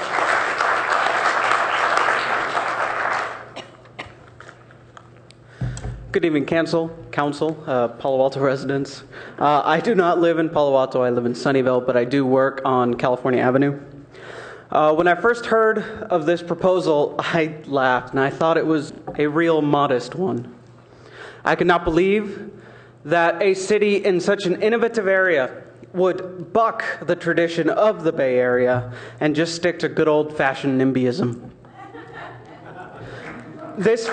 There seems to be an air that there's a belief that cart dwelling is obviously a choice because, just like a previous speaker said, we all do it for fun from time to time.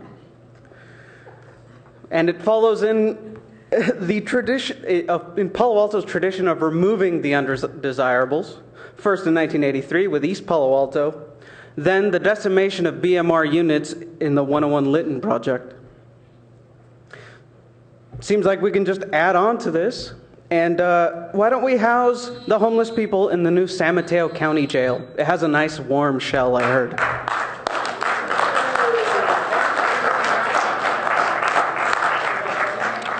Laura Chu, to be followed by Fred Smith.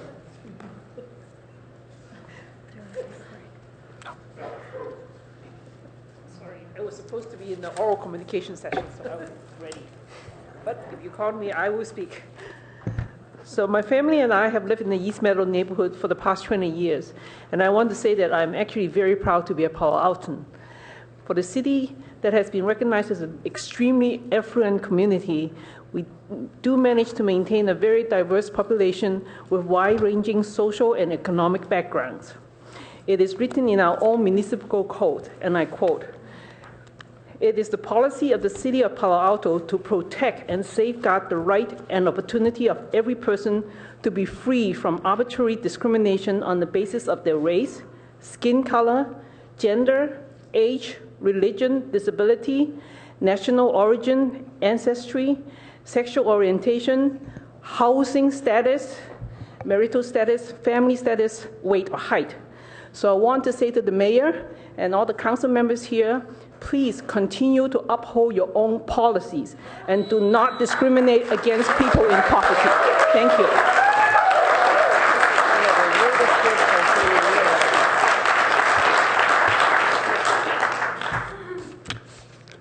Fred Smith. Yes. I've been a resident of here for over 35 years, and I've recently lost my job, my wife, and my house. Now I live in an RV in a commercial zone. Please don't criminalize me. Thank you. Find a better solution.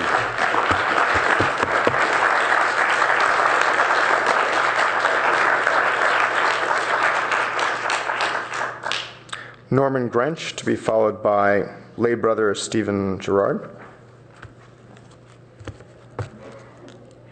All right.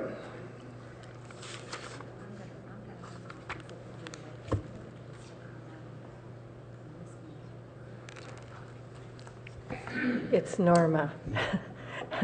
I don't think there's an N on it. In the interest of time, I'm not going to go into the whole history of what my main point is. I'm just going to come up with it. The Curtis Williams and the group that came up with a plan to invite churches in our area to participate in a pilot program sent out that invitation on the 13th of April, which was a Friday, late in the day, for the next Friday at 11 o'clock. How many people who are working full-time, like most ministers, which were a part of the list that the CCT provided, Mr. Williams, have the time to make that? They did not follow through, and with the group after it met, I sincerely ask you to stop the ban,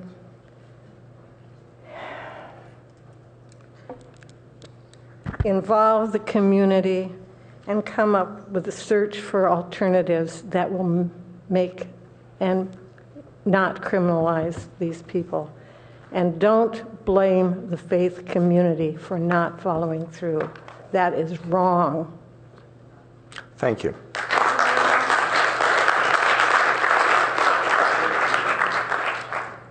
Stephen Gerard, to be followed by Sean Cartwright. Beloved Mayor and Council members, I am lay brother Stephen Gerard. I myself live in my car because I travel the country presenting life peace zones. I sacrifice living in places so I can have the money to deliver this new message to all of you. And now I'm going to let you know that you have a solution. Please contact members of San Diego. I'm going to be traveling probably back to Sacramento and then to San Diego.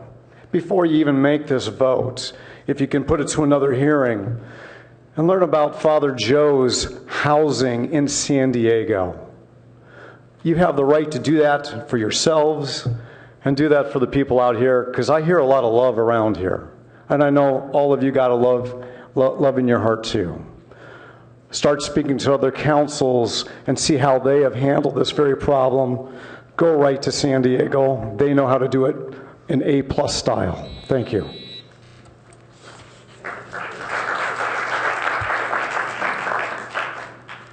Tom Lindbargen, followed by Thomas Atwood. You'll eventually learn how to pronounce Tom's name. It's your second time around on that one. Sorry.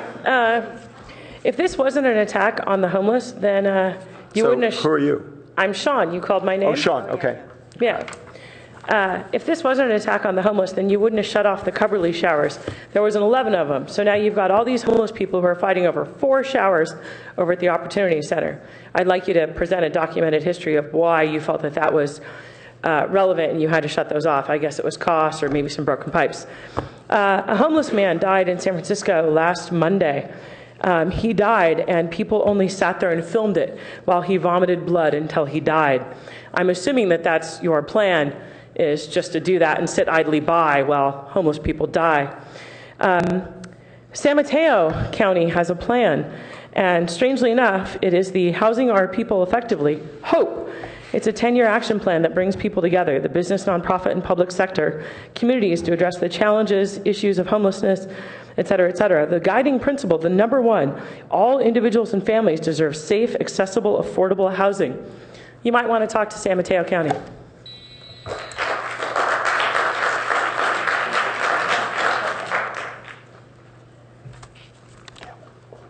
Every one of us here came here because we feel a moral imperative, because we see something that we feel is very wrong, and I feel that you do not have a moral bone in your body if you vote for this ban. The Guardian just published an article saying that the average age of death for a homeless person is 47. That's 30 less years than we live. This isn't right. We should be helping people, not putting them out of the only protection they have. This is absolutely wrong. I really disagree with the committee. The committee said, let's see, Palo Alto is the only city in the peninsula, South Bay, and the only one without a vehicle habitation ban. East Palo Alto, Menlo Park, and Brisbane don't have bans. Dublin, Fremont, and Hayward don't have bans. San Leandro does not have a sleeping in your car ban. Pleasanton does not have it either. Please be moral. Don't vote for this measure.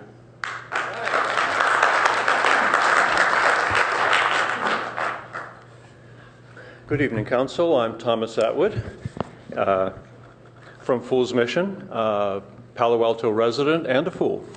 I came to ask the Council to table the proposed ban on vehicle habitation and reconvene a task force that represents the appropriate constituencies.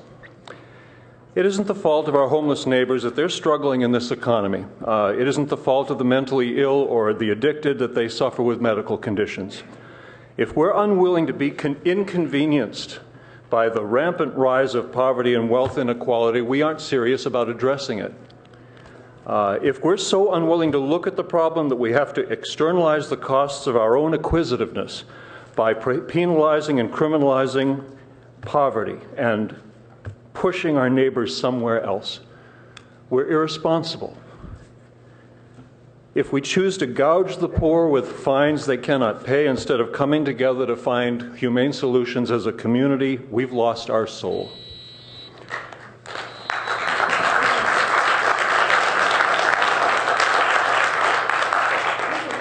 Nick Selby, to be followed by Marie Simmerand.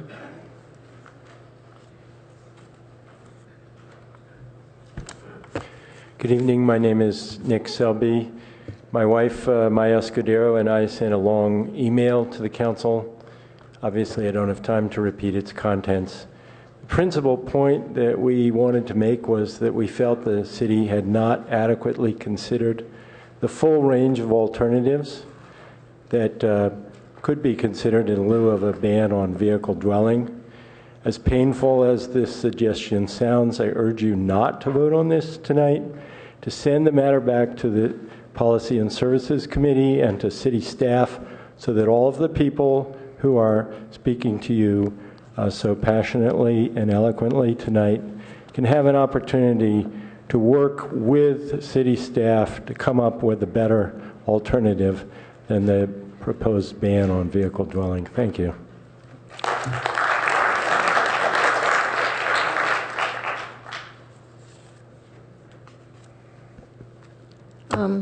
I also wish you not to go forward on this ban. I think that criminalizing people is not the way to go. It's very expensive to the city as well as to them. It's unjust. It's unconscionable. There are other alternatives. Please, please seek other alternatives.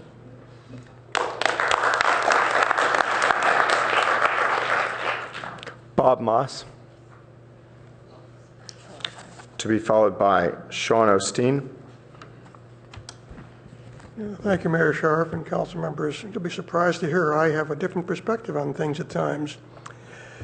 About 15, 20 years ago, we had a couple living in a car across the street from our house for several weeks until some of our neighbors called the cops and they left. It was not fun. Now, the vast majority of the people who are living in cars today are perfectly normal, good people. But there are a few who are weirdos and not good people and not the kind of people you want to have living in your neighborhood. And the longer that we allow people to keep on congregating at Cubberley, the higher the percentage of these weirdos is going to be. You've heard some complaints about them already. So I think we need some kind of an ordinance. Whether this ordinance is the best one or not, I'm not going to say. But I will say this, if you enact an ordinance, you should be very careful in how it's enforced. Now, the cops have already talked about that being very careful and not being too aggressive in it. And I would second that motion. I think you have to be very careful and reserve it for the people who are real problems. And then if you have an ordinance that works, then it's useful for everybody. Thank you. Sean Osteen.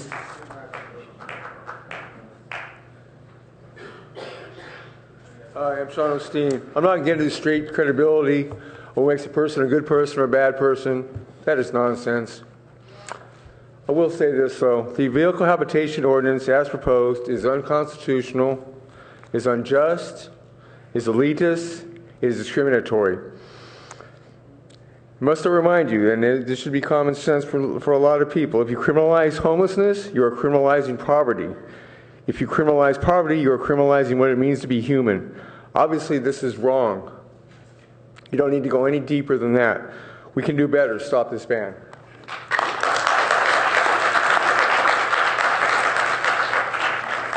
Pastor Baines, to be followed by Vicky Boone.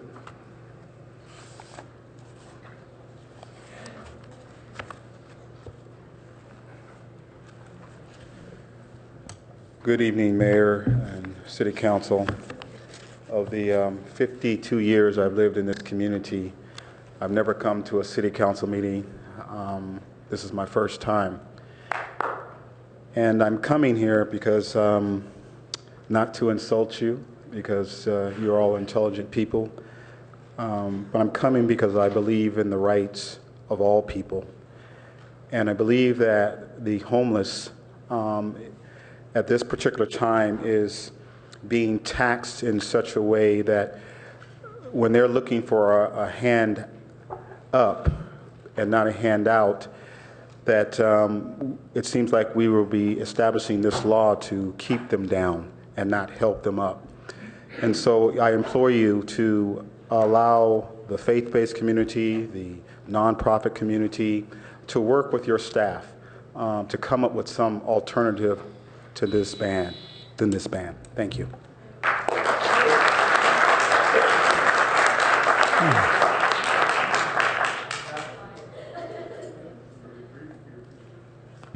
Hi, I'm Vicki. I'm going to speak to your hearts tonight. please listen. I've lived in this community all my life, 55 years. And I've been homeless and living in my car. And it's not fun. Homelessness isn't a crime, it's a tragedy. Right now I'm fighting cancer. And my mantra has always been to leave God's world better than when I found it. And I'm hoping that you will look into your hearts and leave God's world better than when you found it, and don't pass this ordinance, please. And the ACLU is watching you, and they don't like your ordinance either because it is unconstitutional. Thank you.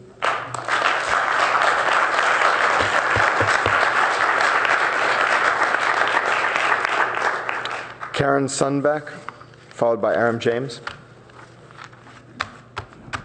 Hi, my name is Karen Sunbeck. I live in the Green Meadow neighborhood right next to Cumberly Center. I encourage you to support this ordinance for 2 reasons. The first is to keep our kids safe at Cumberly, and the second is we should not encourage anyone to live on the street. It's simply not safe. Initially, my brother lived on the street, and he was dead by the time he was 40. Initially, I was very supportive of adults living at Cumberly because they seemed benign. However, my opinion has changed as the conditions at Cumberly has changed. Most of the adults dwelling at Cumberly are good people, but as their population increased, so did the number of mentally disjointed.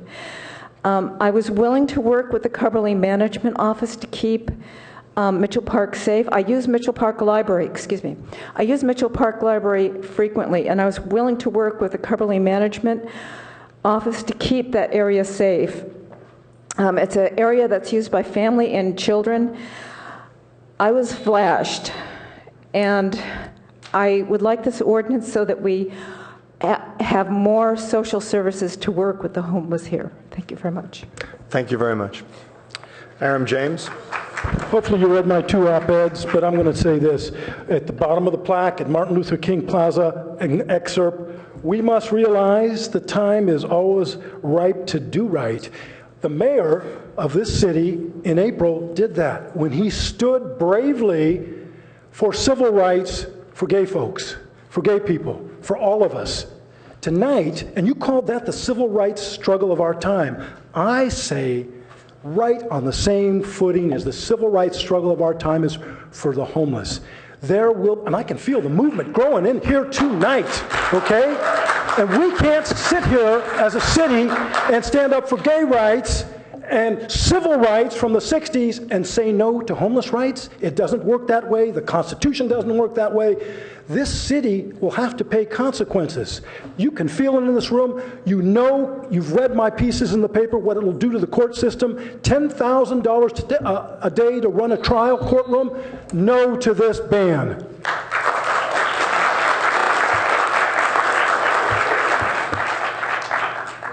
Mark Marasco, to be followed by Sybil. Seibel. Seibel. Hi, I'm Mark Marasco. I'm a member of the Green Meadows community. I live right next to Cumberly Center, so it's a little bit of my backyard issue, and I'm in favor of the ban. The situation has gotten worse. There are a lot more people living there, and there's a lot more people that seem a bit disturbed. On my street, we have 12 kids. None of the parents let the kids go across the street to play in the fields or anything like that. My wife's afraid to go to our preschool at night by herself. So I think there's a safety issue for people in the neighborhood as well as people who are living there at Cumberly. Most of the time, you know, everything seems okay. I really don't have an issue with a lot of the people who live there. We talk about our dogs and things like that. But there are some people who need help, and I support any way we can get these people help and keep our neighborhood safe. Thank you. Seibel. Yes, I was at the first human habitation in Palo Alto hearing back, was that April? I don't know. But at that time, I heard one council member say we didn't have a problem. Well, I guess we have some problem, but I don't think we have the solution. So the ban is probably not a solution. And I want to correct somebody who said that San Francisco has the same ordinance. San Francisco has care, not cash. They have confronted this issue. They have worked it. This is an opportunity for the city to also find correct solutions, do the right thing. I have confidence, actually. I believe, I'm not going to point my finger at any of you, because if I do, 3 more point back at me. But I think we can do better, and I know we will, and I have confidence that you will not vote for it tonight. That you've heard the community. I think you're paying attention. Thank you. Heidi Voltmer, to be followed by Nancy Cart.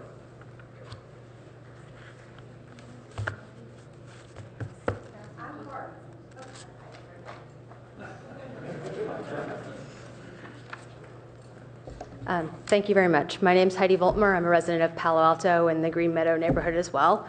I really urge you to pass this ordinance tonight and to work on additional solutions in the future. Previously, I felt very comfortable having a teenage babysitter walk my children over to the library. I'm lucky. I have not encountered any flashers or anyone else, but I have the fear that that could happen to me or to my children. I don't feel safe there anymore. In addition, my daughter has attended the Children's Preschool Center. She's almost graduated, and I know that the teachers there do take the children out for walks. I fear for them as well.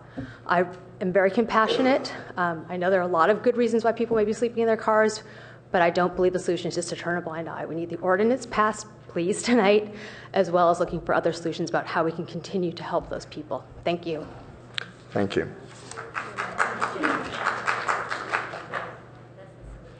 I'm Nancy Carp, and I live in Green Meadow, and I've lived there for about 30 years. I'm a public health background, and I believe this is a huge, huge public health problem. And I am for the ordinance, because without the ordinance, we don't have any kind of tools to approach this problem. And these people deserve more. It's a huge problem, and you have to have a way to get to them. And I hear everybody saying that the city should do it, the city should take, but guys, you can't just put people over in cars and leave them. And you know, you have to do something, and it can't be just the council leading it. So I think this ordinance should blow this problem completely up, and that if the only tool we have is the public health, the public safety officers going over there and seeing what's going on and trying to reach those people and telling them they must go out and demand services, then maybe that's what we do. Thank you. Thank you. Maureen McNally, to be followed by Mark Dobrovich.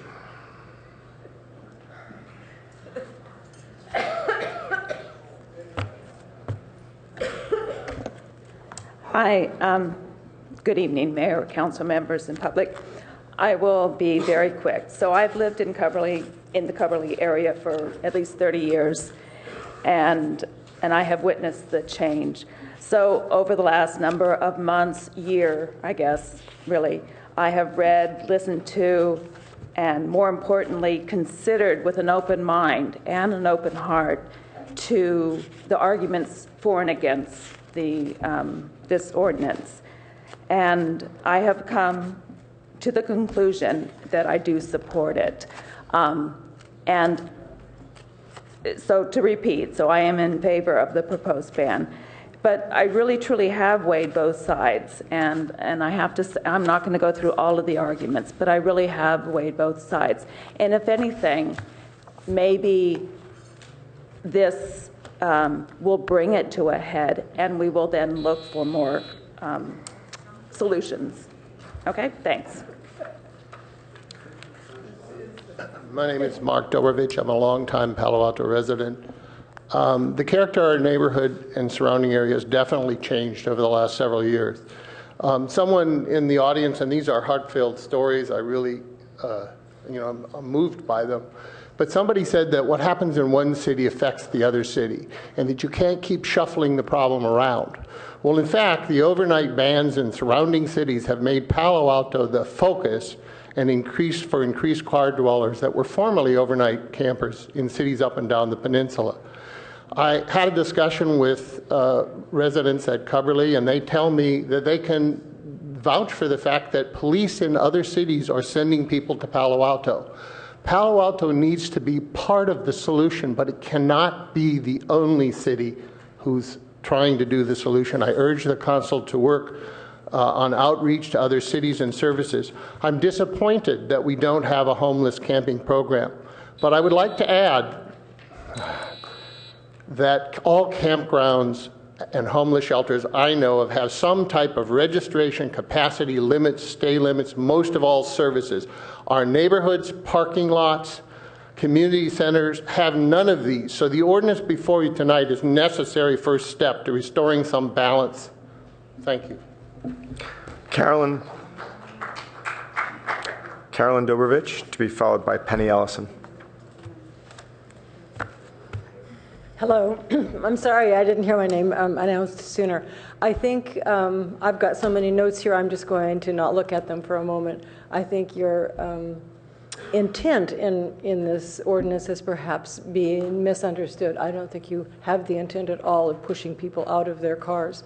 I hope what you have is the intent of protecting people over the great deluge we have seen from the neighboring cities. We have heard from them that there are many more. I mean, we have heard from the people who are living on our parking lots, for example, that there are many more people than they ever expected, and they wish that were not the case.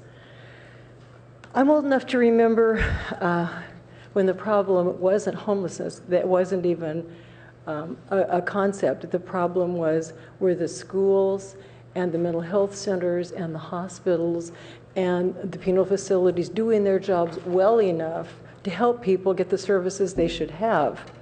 I wish we could return to those days, and I hope you will take this opportunity to make a coalition and head in that direction again. Penny Ellison, to be followed by Zaki Baharov. Good evening. I'm Penny Elson, a Palo Alto resident, speaking in support of the proposed vehicle dwelling prohibition ordinance. The problem of homelessness and all the problems that come with it is growing both at Coverly and elsewhere in the city. It's not going to go away, and it needs to be tackled head on. The people whose problems are largely related to low income, lack of job skills, unfamiliarity with support services are in a way the easier ones to help. As alcohol, illegal drugs, mental illness, and incarceration enter the picture, it becomes harder to help, but that's no reason to give up. People do hit bottom and recover, but they're not likely to do that if they're left ignored in an unsupervised campground or on public streets. That's neither healthy and safe for them nor the rest of the community. The ordinance will provide a needed tool and incentive to initiate a conversation and also to provide some better regulation and control where it's needed.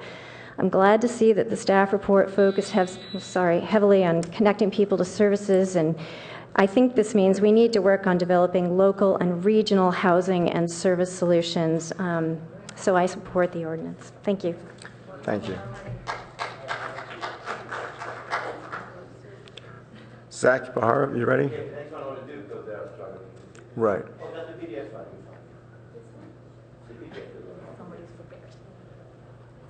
Yeah, I knew you were going to hear plenty of talk, so I just brought a few pictures how it actually looks in Coverly. So it's not one person in a small car. Look at that. I mean, there are two RV and a trailer. There's a car in front. There's also a car. Next to this, plenty of equipment. You see, we're rushing. You see the bottom left, there's plenty of picnic chairs, barbecue. People need to live, you know. I mean, I hear the stories. Is Coverly the right place for something like this? Please go for the next one. Another example, let's go. Next one, please. Some people do have small cars. They need to leave their equipment somewhere. This is right next to the library. Somebody mentioned the library. We had a tennis tournament over there. Kids were poking at these things. Is this a safe environment for kids in Coverly? Please go to the next one. Again, this is in the daylight, in this weekend, kind of double bed over there. Go to the next one. Okay, kids are playing, and look at the porta potties, which is the only one serving the area, and a yellow van. One more, we have only 2 images. This is how the van looks like. Boarded windows, trash all around, you don't know who's there. Would you send your kid over to the bathroom with this something over there? Go to the next one. So if it takes an ordinance to get rid of the exceptions, maybe we should have one. I've been involved in the effort for more than 2 years. I know many of the faces over here. We've reached out. We've done a lot of stuff. Everybody says these are exceptions. Thank you. All right. Speaking of flashers, you want it back? Dennis Upton. To be followed by Andy Burnham.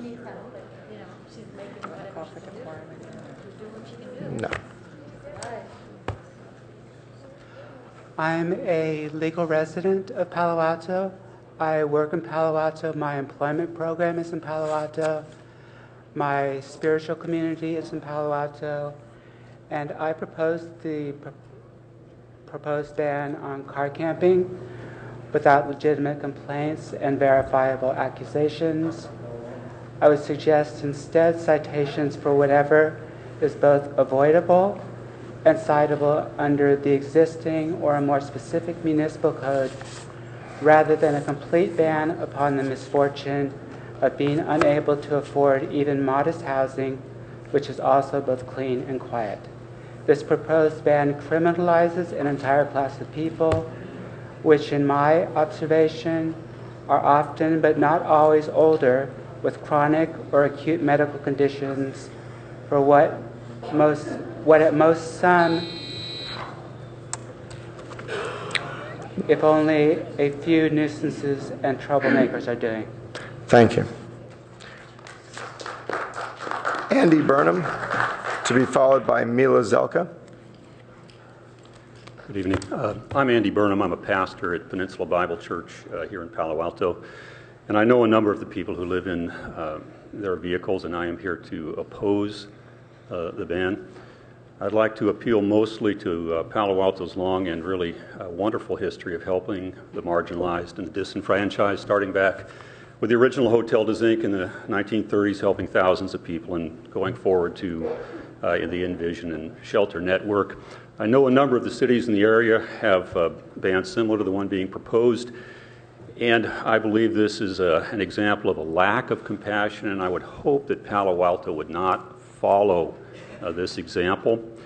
As for the rights of the residents, I fully support the rights of the residents for safety, but I believe that would be best served by enforcing existing laws that may be violated rather than by creating a new law which essentially criminalizes people who are otherwise law-abiding citizens. Thank you. Thank you.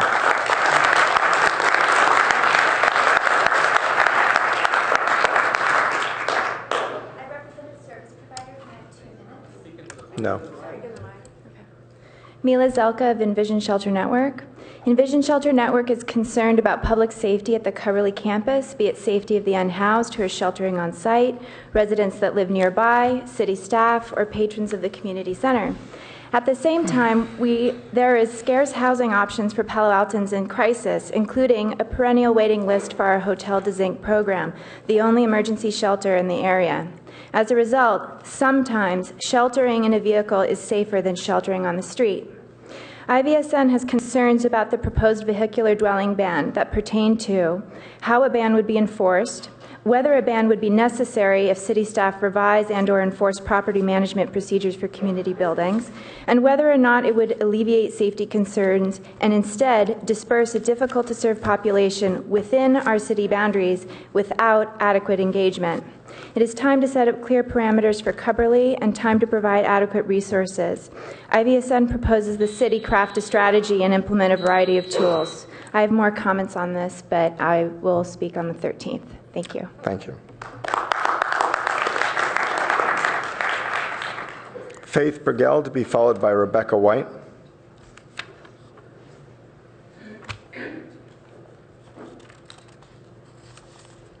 Good evening. I want to support the City Council in moving ahead on this issue and voting for this ban. I think that it's a good start.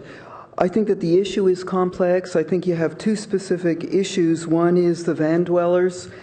I certainly think that most of them are not criminals, and I think that this ban is a good start and is not criminalizing them. I think that a lot of them have difficulties, but their problems are complex, and I'm not sure that it should really be up to the city to be solving this. I think that we should be looking kind of above at the county and get some help there.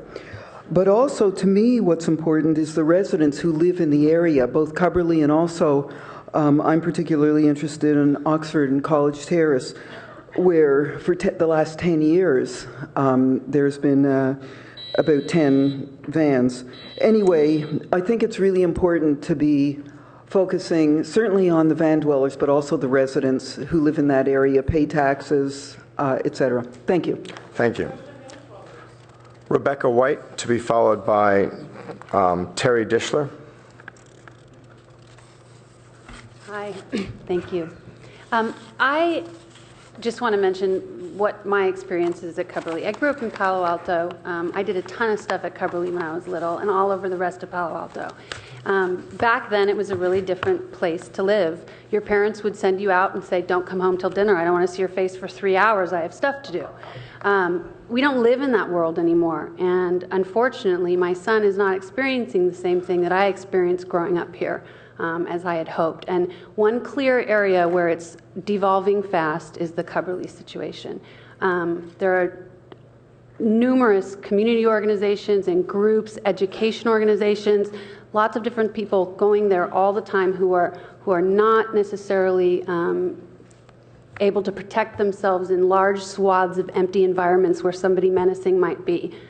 Absolutely 98% of the people who might be staying there are perfectly fine, and I'm not judging whatsoever the fact that they're living in their homes. It's a huge problem, but it has become unsafe. My kid can't go to the bathroom when he's at basketball practice, and that's just not a place where I want to live.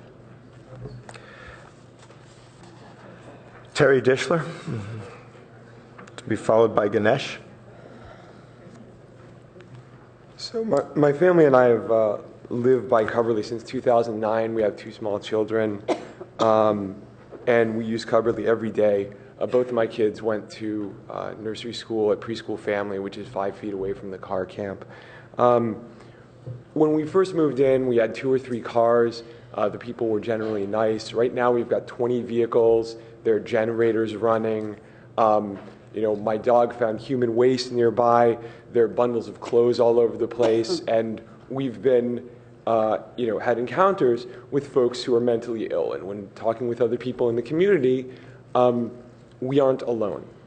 And so we talk to people at Cubberley or with the city, and the city says that they lack the tools to deal with the problems because it's perfectly legal and safe. And so first, we need to figure out how to direct some help to our neediest members of our community, but we also have to institute a plan that will keep our families safe. So we're in support of the ban as a result. Ganesh, to be followed by Andrew Vaught. Hi, my name is Ganesh. I am a Palo Alto resident. If Palo Alto was the first city to ban vehicle dwelling in the area, this is a completely different proposition. The problem is that 90% of the population around us has banned vehicle dwelling, which has directed all these homeless people here. And most of the homeless people I know are perfectly nice people. I am not judging. But the problem is that some of them are criminals, some of them are mentally deranged, and some of them are in my neighborhood. And some people in some areas are dumping human waste and so on. Some bad apples are in fact screwing it up for the good homeless. So nevertheless, you need to give the cops the tools to deal with this. So I'm actually in support of the ban, but please don't stop with the ban. Please engage with the homeless. Please treat this as a compassionate issue. Please reach out. We have been a leader in green energy and other things. Please don't stop. Please don't pass this law and think that the problem is solved. We have to reach out to the homeless and work with them and help them. But I'm in support of the ban just because of the given situation here. Thank you. Andrew Vaught, to be followed by Steve Wardlow.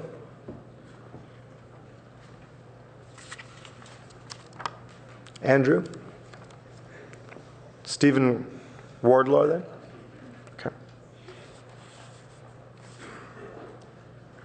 My name is Steve Wardlaw. I'm a Palo Alto resident, and I've attended at least 8 of the community-sponsored sessions, the city sessions that some of the people here. I recognize many of the homeless advocates here. In fact, there's a handful, I believe, who are employed professionally to go out and do outreach to the homeless, and they do a fantastic job with limited resources, night and day. Harry, you're one of them.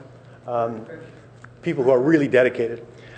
For the majority of the other people in the room, though, it seems like there are more advocates than there are people living in their vehicles. And I think if the advocates each took one person home tonight, we would solve the Coverly problem right now. It would be over. But I don't believe that. I don't believe that'll happen. The fact is that many of the people living in vehicles do so by choice, and they have the exact same serious personal issues as the other homeless in the Bay Area. Many, at least 40%, according to experts, have significant mental health issues and ongoing substance abuse issues. The true advocates in this room will verify this. So I guess my message is the vast majority of Palo Alto residents are compassionate and willing to support all our neighbors, homeless or not. No one wants to criminalize the lifestyle, and that's not the intent of the ordinance.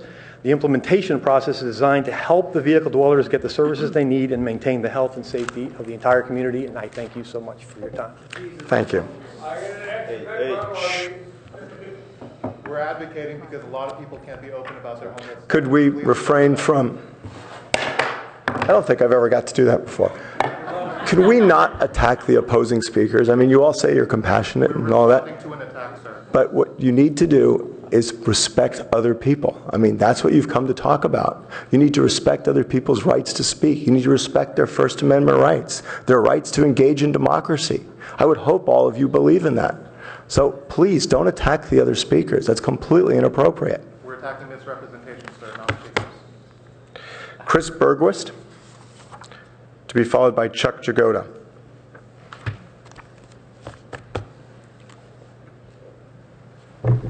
Thank you. Chris Bergquist, longtime Palo Alto resident, and I wouldn't be here if it wasn't for what's going on at Coverly now. And I'm just not sure when you approved it to be converted into a KOA and the mess that's over there now. And I know some of you have even been there to see it, and I don't think I need to tell you what's there, and I support the ordinance. Thank you. Thank you. Chuck Jagoda, to be followed by Becky Johnson.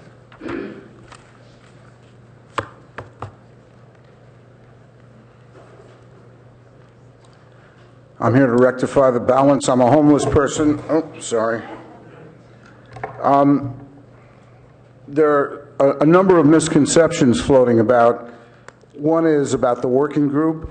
It was really a sham. I mean, we all tried to be helpful, and I'm sure Curtis was trying to do what he was expected to do, but there was no real consideration of alternatives. This pilot program, the Eugene program, got some traction, and you know, he wanted us to pursue that, and we did, and the churches, you know, did what they could, but it wasn't a serious alternative, and it wouldn't really do much, and it wouldn't be as bad as the ordinance, but it wouldn't do much. It would be an addition, perhaps, to some real solutions. Another little problem I have is that, as other speakers have mentioned, there's really no connection, oh my God, between an ordinance and delivering services. There's really no connection. Thank you. Thank you.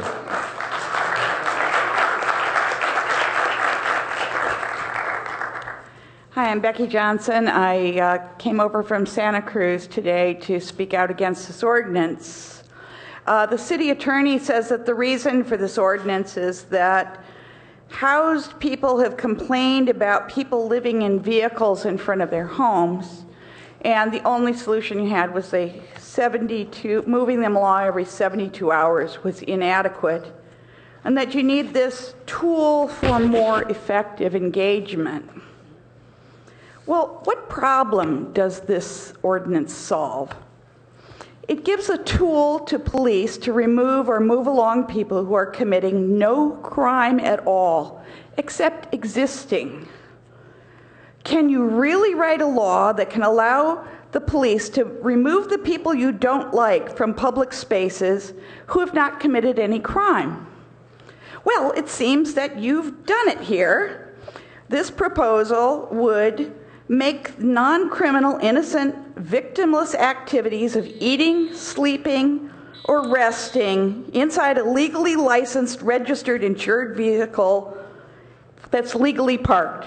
And it does criminalize people. The intent of this ordinance is to arrest them, to jail them 6 months to a year, and a $1,000 fine. That's all this ordinance does.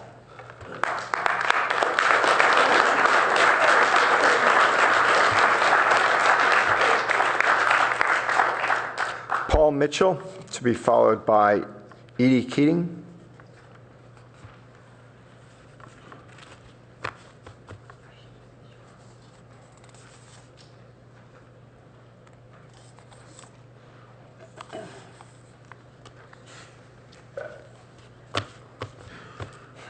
Can you hear me, Art? I'm Paul Mitchell. I'm a writer and researcher, and I live on the street. I've lived at Coverly for 5 years, and the things that I've been hearing here have disturbed what I was going to say, but it seems to be a pretty orderly place to me. There is such a thing as a person who lives in their vehicle who's not homeless. They're not necessarily homeless. I'm one of those people.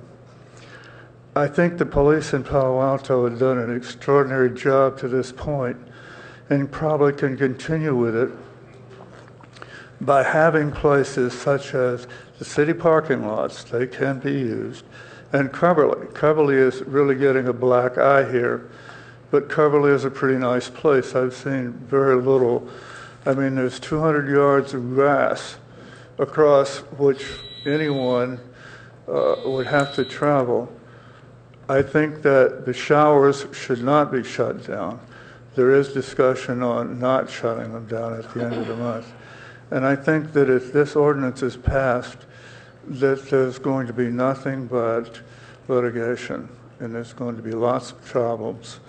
And a lot of people that are very decent and that, like myself, I was on the executive board of the urban ministry, and I feel that I've made a contribution in this community. I've learned a lot here, and I would hate to have to leave. But if you pass this, I probably will have to leave. Thank you. Thank you.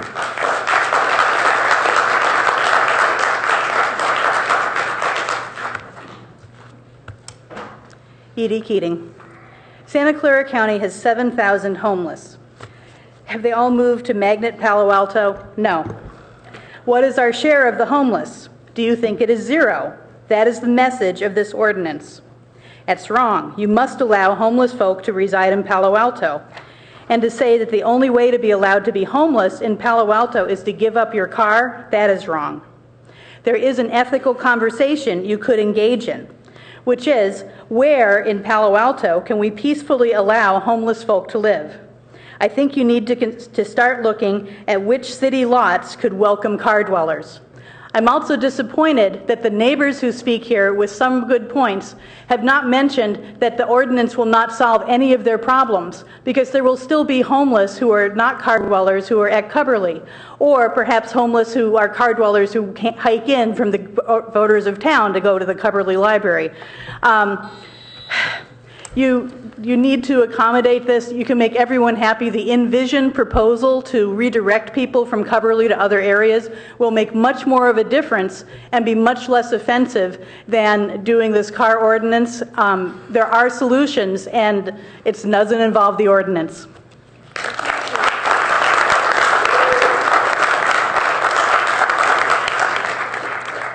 Yu Shen Ning, to be followed by Diane Quinta.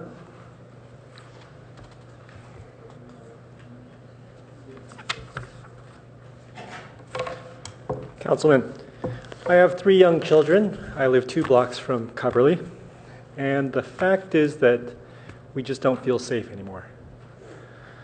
I've heard stories of a fight that broke out recently of an assault on a police officer.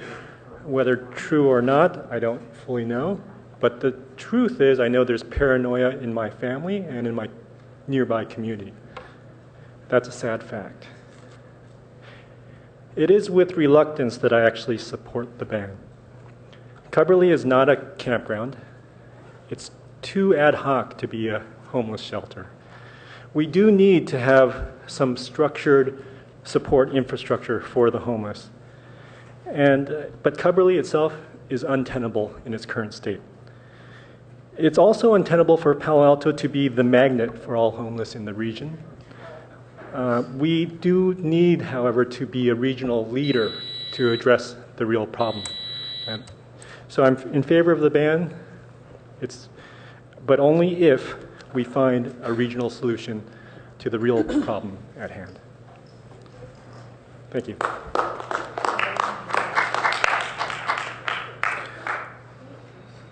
Good evening. My name is Diane Guinta, and I'm a relative newcomer to Palo Alto. I've only lived here for 24 years and worked here for 27.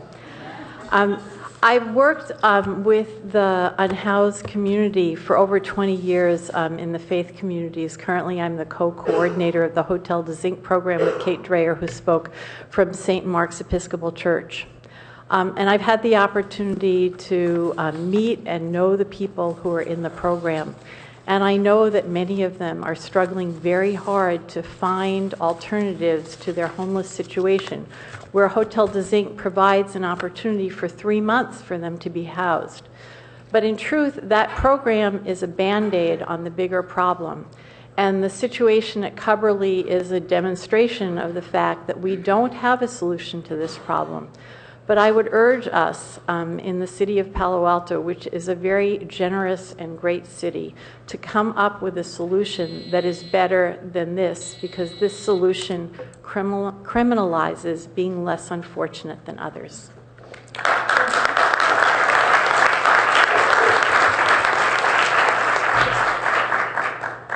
Phyllis Castle, to be followed by Aparna Anthachamanarian.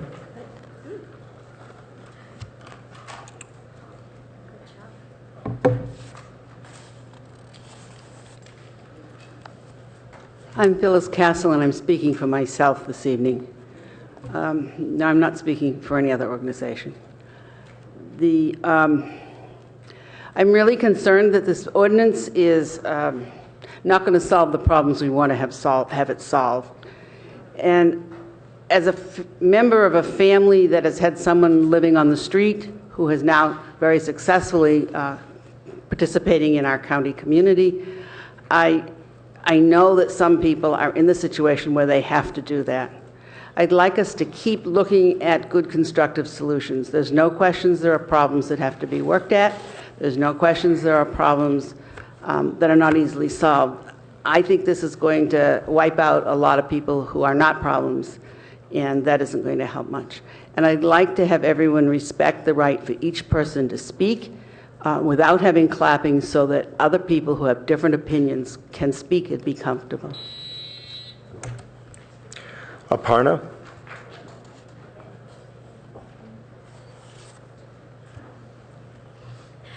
Hello. So before you vote tonight, I just wanted to point out that there are alternatives to this ordinance. For instance, last year during the working group meeting, several community members proposed solutions that weren't considered. Among these was a proposal to create an on-call team that would mediate situations where people were feeling threatened by or intimidated by vehicle dwellers. In combination with stepping up enforcement of existing nuisance laws, this would actually resolve all of the issues that the ordinance seeks to address. But in any case, any solution that this council comes to should be at least vetted by, if not developed by, a representative team of people comprised of the people who are most affected by this issue. This issue is feasible to, solutions are definitely feasible to implement. For instance, financially, the city recently signed a bill to spend $7 million on revamping the streets. If you spent 1% of that, that's $70,000 on this particular solution, you could cover any personnel and administrative costs that are incurred. In combination with the amazing community support we have and open lines of communication with city staff, I think we can really make something work. Thank you.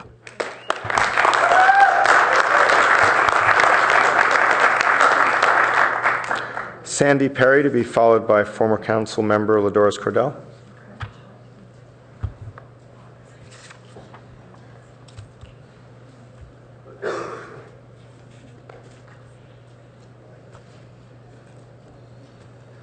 Hi, I'm Sandy Perry. I'm an outreach minister with Cham Deliverance Ministry in San Jose. And 8 years ago, former Supervisor Niss and the Santa Clara County Board of Supervisors adopted a 10-year plan to end homelessness. However, after 8 of those 10 years have gone by, we now have more homeless than we've ever had before. Our Section 8 housing program, I've been involved in advocating for tenants, is gradually being dismantled and taken apart by the federal sequester even as I speak. We live in the richest county, in the richest country in the world, at the richest time in our history. And the solution to people living in cars is to build affordable housing. And it's time, please take persecution and oppression off your agenda and put affordable housing on it. Thank you.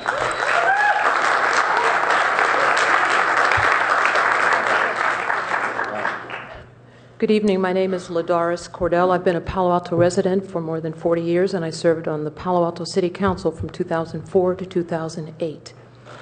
For the last 3 years, I've worked in the city of San Jose, the 10th largest city in the United States, where the issue of homelessness is a far serious one, more than so in Palo Alto. Yet that city has no ban on sleeping in cars overnight, and one is not being proposed. A violation of this proposed ban can be a misdemeanor, which means that incarceration is possible, which means that unattended vehicles will be impounded. Tow companies charge exorbitant daily fees to store impounded vehicles. The likelihood that the owners of these vehicles will be able to recover their most important possessions is slim to none. King Plaza, right outside the City Council, has a plaque on it with a quote by Coretta Scott King, and I ask you to take her words to heart before you cast your vote. And she said, "The greatness of a community is most accurately measured by the compassionate actions of its members, a heart of grace and a soul generated by love. There is no grace in this ban, only disgrace." Please vote no.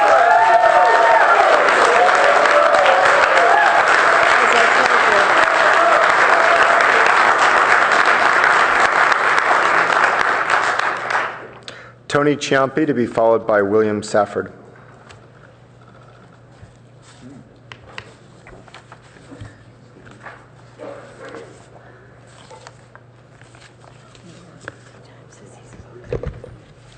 Good evening.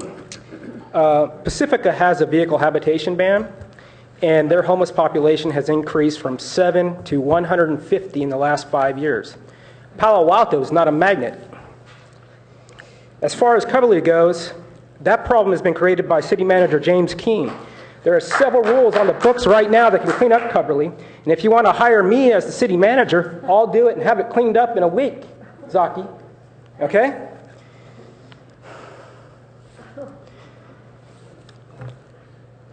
Barbara Gross, quote, "There's going to be an ordinance whether you like it or not," end quote. So much for the democratic process. Liz Niss, at the Policy and Services meeting, you said many people have emailed you and that you speak for them. Well, for every person that has emailed you, 10,000 people have emailed me. I'll show you my list if you show me yours. Okay? William Safford to be followed by Elliot Wright. Good evening, members of the council and the community. My name is William Safford. I am a resident of Palo Alto. I'm also an attorney, and I maintain my law practice here.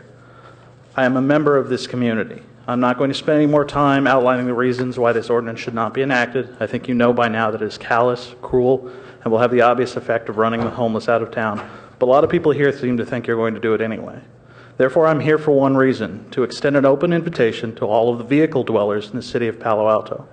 To the extent my practice can handle it, I will represent each and every one of you that is cited for violations of this ridiculous city code free of charge. We will put on...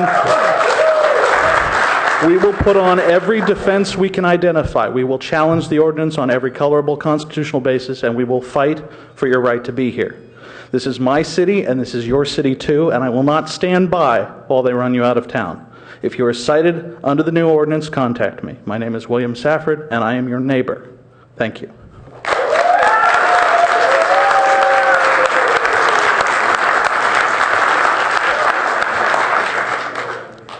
Thank you, Mayor Scharf. Thank you, council members. I'm here tonight not with a solution.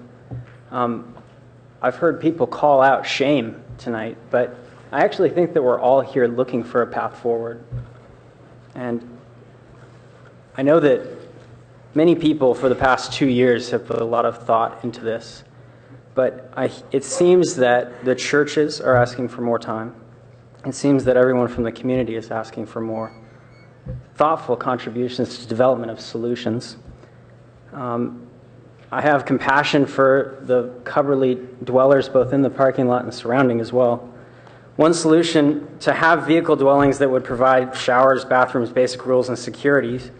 Obviously that would need to be funded by public money and some small registration fees or something like that. So perhaps there is a way forward through some sort of a system.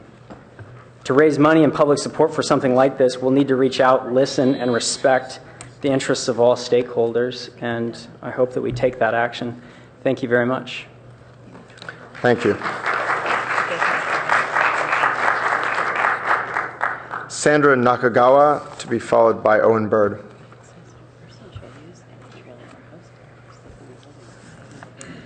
Good evening, members of the Palo Alto City Council. My name is Sandra Nakagawa, and I am a Palo Alto resident standing here tonight to express my opposition to the proposed vehicle dwelling ordinance. Creating laws which stigmatize and criminalize poverty is not the answer to the problem. While everyone here wishes we lived in a world where no one is forced to sleep in their vehicle, making it illegal has the potential to drive the most disadvantaged among us into further danger, from exposure to the elements and from increased vulnerability to both theft and assault. And in turn, we can make sure that Palo Alto's children don't have to witness the harsh reality that they live in the most unequal industrialized country on earth. How does that make us safer? How does that build a stronger, more vibrant Palo Alto?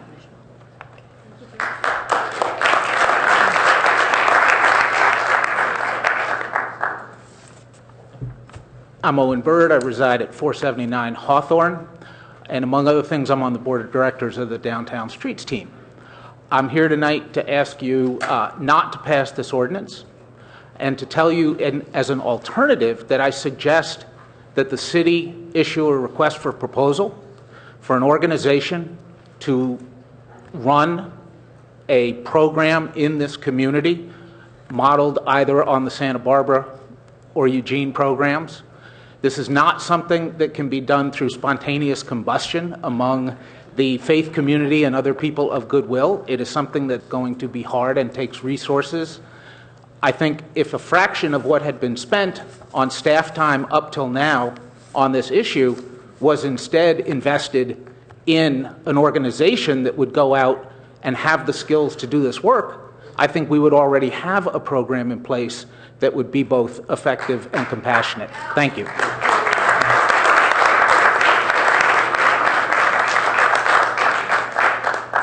Susan Feinberg, to be followed by Carrie Leroy and then Eric Leroy.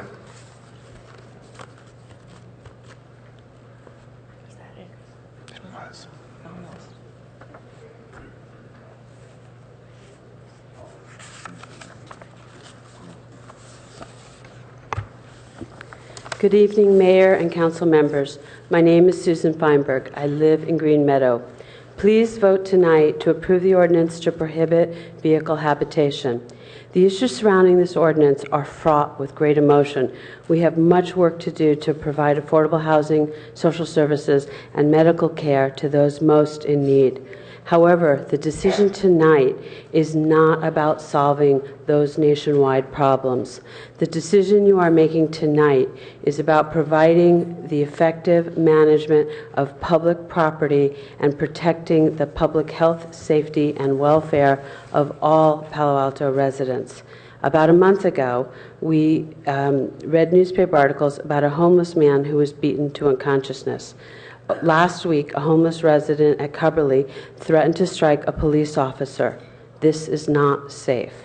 Last year, I spoke with a police officer in my neighborhood. They could not enforce existing ordinances that we have. Please ensure the public health safety for all of us and enact this ordinance. Thank you. Thank you. Carrie Leroy, to be followed by Eric Leroy, to be followed by Roberta Alquist. Good evening, council members. There's been a lot of discussion about the call for compassion in looking at this particular issue. I would like to appeal to your sense of reason in looking at the exact conduct that's in question. It's sleeping. I've heard a lot of complaints about conduct, like trespassing, like littering, doing things that are already illegal. The sleeping is the conduct in question here. And there's a long line of cases that makes it clear that it's unconstitutional to ban conduct that is involuntary and necessary and harmless. So in addition to the other arguments that have been made tonight in opposition to the ban, I appeal to your sense of concern about the budget of the city to actually litigate this issue, because it will be litigated, as we heard from the other attorney this evening. It will be litigated. A recent case in San Luis Obispo, the court held that a similar ban on vehicle dwelling was unconstitutional, and the court awarded attorney's fees to the plaintiffs in that case up to $300,000. I'm guessing your fees in litigating this issue will be into the millions. That reason alone should encourage you to oppose the ban. Thank you.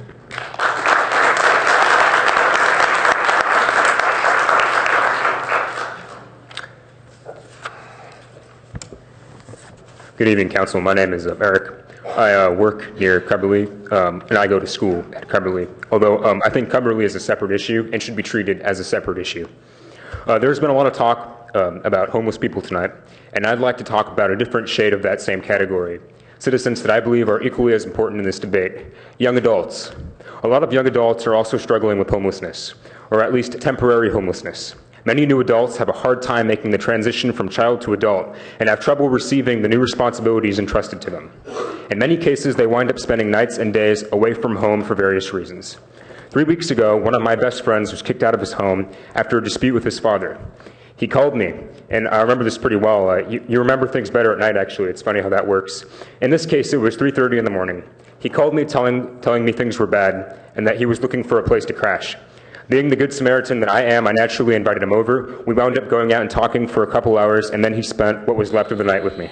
I share this story with you all to emphasize the truth that there are nights and factors that lead a young person not to have a roof to sleep under. Young people are quite vulnerable to being homeless, actually. Like 750,000 to 2 million ages 18 to 24 are rendered homeless each year. Thank you.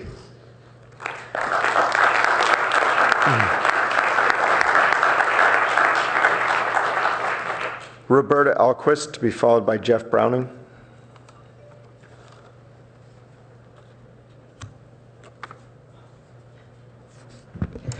If you're not familiar with the new statistic that 4 out of 5 in our lifetime will be living in poverty, you need to think about that. Recent statistics have verified that. Children need to not be isolated from diversity. We need a diverse community. Are we going to hide people who are poor? Are we going to Manhattanize Palo Alto? They need to see the real world. We need more economic diversity. Besides, we need racial diversity. City policies have been responsible for the cause of homelessness in this city. You have allowed developers to tear down low-income housing. I can give you 10 examples in my own neighborhood, and give one token $1 million condo and allow that housing to exist. We have a toothless rental mediation task force. We have no caps on rent. They can increase it 300, 500, 700%. You need to do something about that. Larry Klein says we're just plugging a hole. So says the Daily Post. Workers can't find housing here. Even our local workers in this building can't live here in Palo Alto. Many of the staff can't afford Palo Alto, let alone poor people. Your cleaning woman, your nurse, your child care server, where do they live? Where are they supposed to go? It's unconscionable. We can do better. Where is your moral and ethical moorings? If we could finish it up. Yes, I shall. We don't want to Manhattanize Palo Alto. This is a class issue. We don't need a whiter, wealthier, walled-in city. We need diversity, racial, social class, ethnic, and other kinds. We can do better. Stop the ban.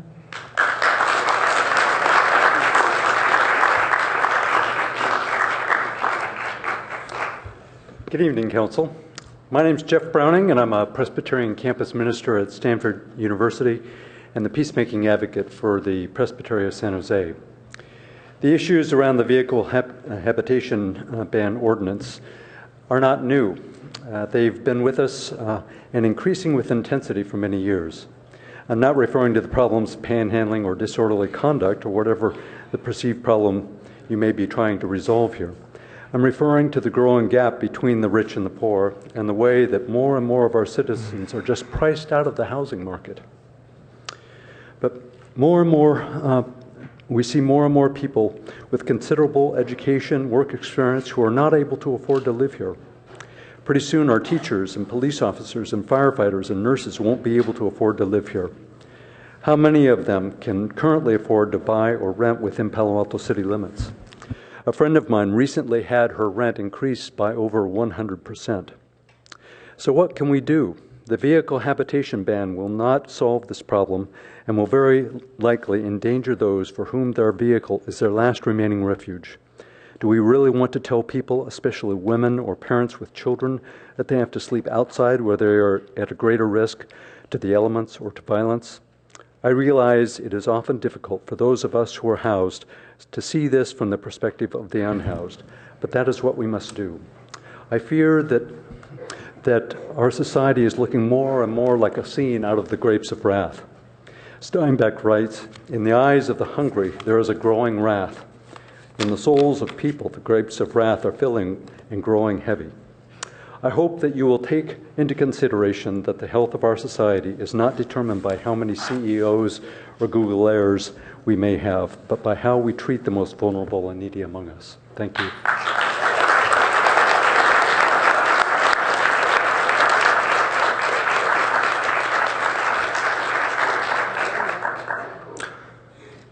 Did everyone speak who wanted to speak? Just wanted to make sure we didn't miss anyone. All right. Now we return to council for questions, comments, and motions.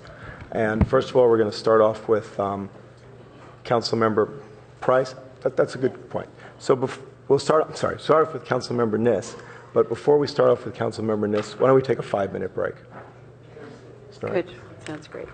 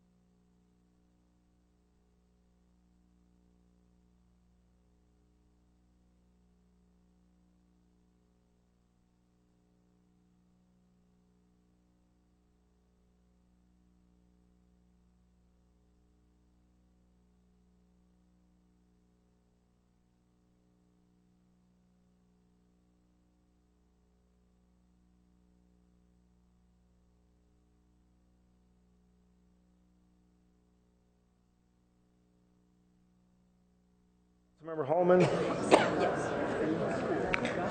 All right, so now we return to council, and Councilmember Niss will kick us off with a report from Policy and Services. Thank you, Mayor Scharf. I appreciate that, and I appreciate the way that you have run this meeting tonight. It's been a very challenging meeting, and I know that in this audience tonight, there's a great deal of emotion. I also know this is a very compassionate group, but I also know that at the end of any day, this is also a group that's very aware of what the other needs are within our community. I've known many of you for a very long time. I know the kinds of things you've been involved in, and I do know that you care about everyone in the community, as well as just that specific area we've been discussing tonight. So I am the chair of the committee. We have a motion, we have a recommendation before us tonight, and I want to say a few words, though, before we actually get to the motion. What we're doing tonight is the hardest of balancing acts. We are attempting to take care of the needs of some of the neediest in our community, and at the same time, we are trying to take care of the safety of those residents who live in this community, who have lived here a long time, and who have told us that they are uncomfortable with the situation that we now find ourselves in. For many of us, we have lived here long enough that we have seen changes as they have taken place. While we're calling out Cubberley in particular tonight, there are other areas of town that have been called out before, whether it's Palo Alto Avenue, whether it's College Terrace. There are other areas that have also been picked out in the past. We're concentrating on Cubberley tonight because the residents in that area have told us they no longer feel safe. If there's one thing cities must do, we must provide for the safety of those people who live in our community. Cities were originally set up, as you remember, those of you in here who know their history, and most of you do, cities were set up for protection from fire, from thieves, from whatever else it was that threatened them. And that was originally why fire and police became part of any community. Tonight, one of the things that our police have asked us for is another tool. So I'm going to talk a minute about what I think are the three things that we need to concentrate on tonight. First of all, we need to be talking about safety of all our citizens. Secondly, we need to talk about what services do some of our citizens need, specifically our homeless citizens. And we've talked a great deal about that tonight. But for all of you who are in here, I think you'd have a hard time thinking of a more compassionate, generous, and able community as far as providing for the homeless. The Opportunity Center not only has housing, but also has their Envision aspect of this as well. Now, this is a county-wide program, but it is located in Palo Alto. Palo Altans support this. We have a number of other areas in Palo Alto that are for low income, and as Hotel de Zinc has spoken tonight, that's available as well. So we're looking at safety, we're looking at providing services, and we also, as I have said, we have concerns about providing a new tool for our police.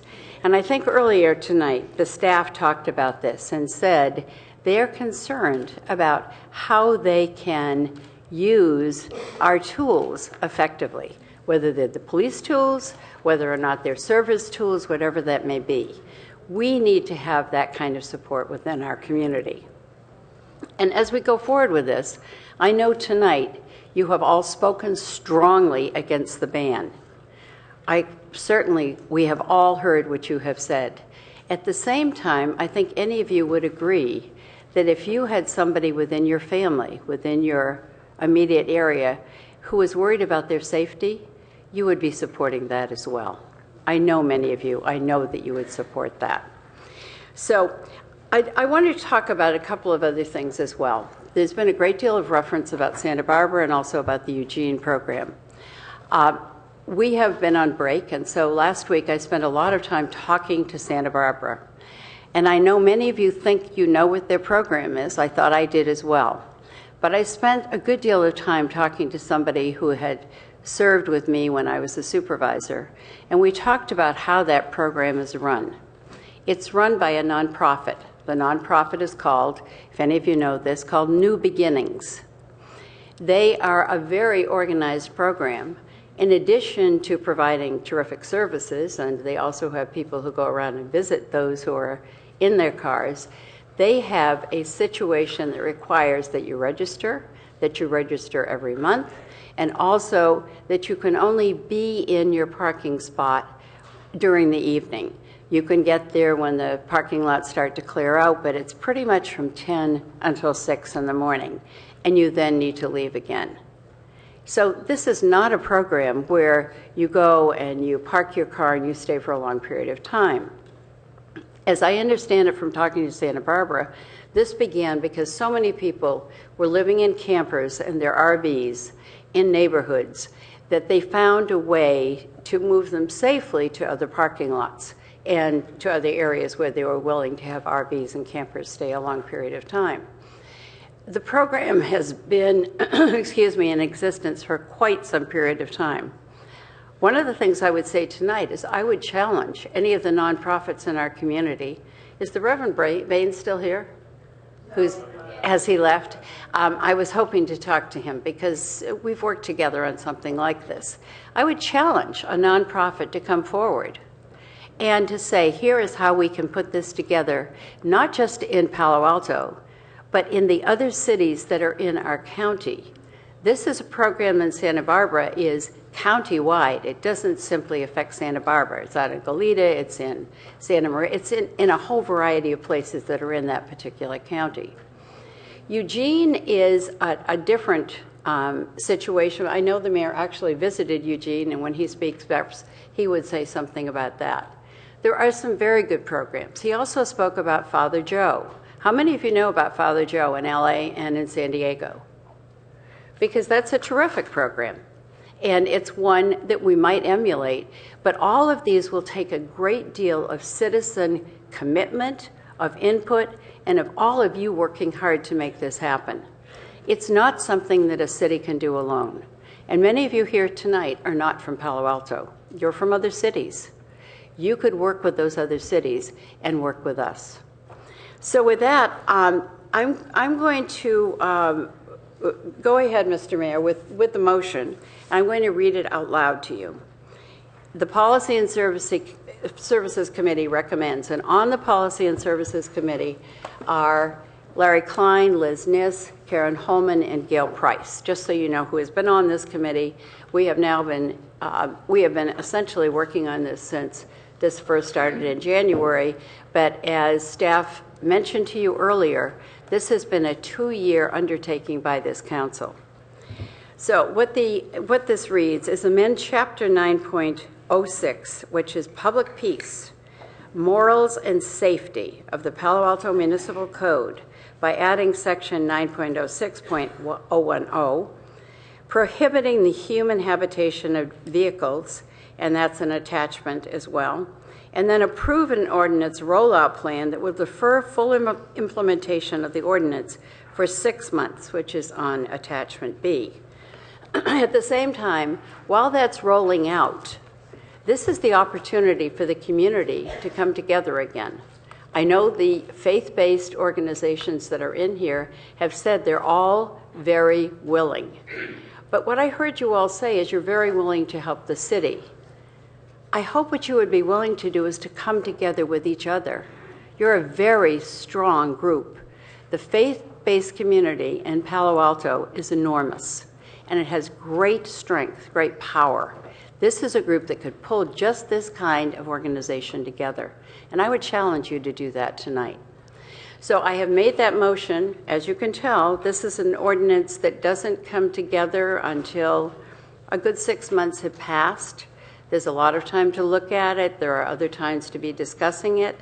But I would, again, as I said, I would throw the challenge back to you tonight. This is a community that, if you really want to help this group, can come together formulate a plan that could be as good as New Beginnings in Santa Barbara, whatever Eugene may be coming, and also what Father Joe does in San Diego and Los Angeles. So with that, Mr. Mayor, I would hope there would be a second to this, and I will end what I have to say for now. Do we have a second? Second. With the second, Councilmember Niss, would you like to speak to your motion? I think I've probably spoken sufficiently to it. I would only add to that, in addition to my challenge, that I'm sorry we have to do this.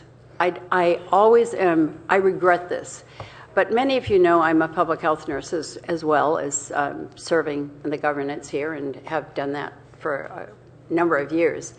I'm very concerned about the public safety. I'm very concerned in particular at Cubberley. But we will be taking up Cubberley. We're also going to be taking up the needs that we know are so evident at Cubberley. But they're also evident throughout the community. They happen to be more concentrated there. They've been exacerbated there. But that is one of the next goals that we will be discussing. And I know that Councilmember Price has strongly supported this. And I think probably we'll talk more to that tonight as well.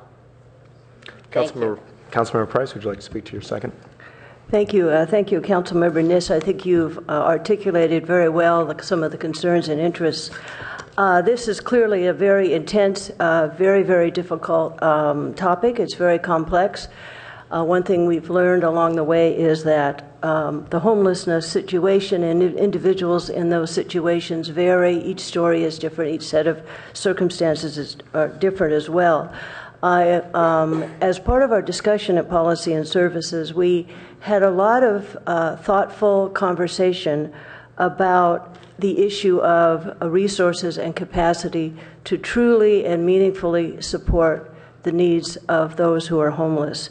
And one of the points that Councilmember Niss made is one that was very evident in our discussion, which was that this issue is not going to be over one way or another with any action we take tonight. It's clearly much more complicated than that.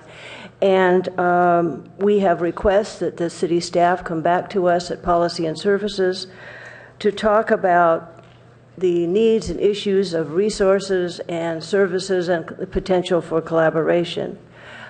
Clearly, we're not looking at this as a single action. It is simply too complex.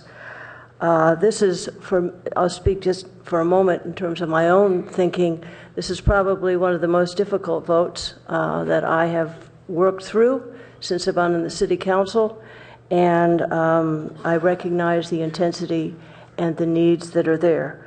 So I believe that this is an appropriate action at this moment, with the proviso that we will be looking at the next steps and looking at resources and productive ways of addressing this problem. This is not a local issue. It is just a local issue. It's a sub-regional, regional, county, state, and national issue. And in fact, I do concur with many comments made that this is one of the biggest social issues and social justice issues that our nation faces. So with those comments, I will be seconding the motion. Councilmember Klein.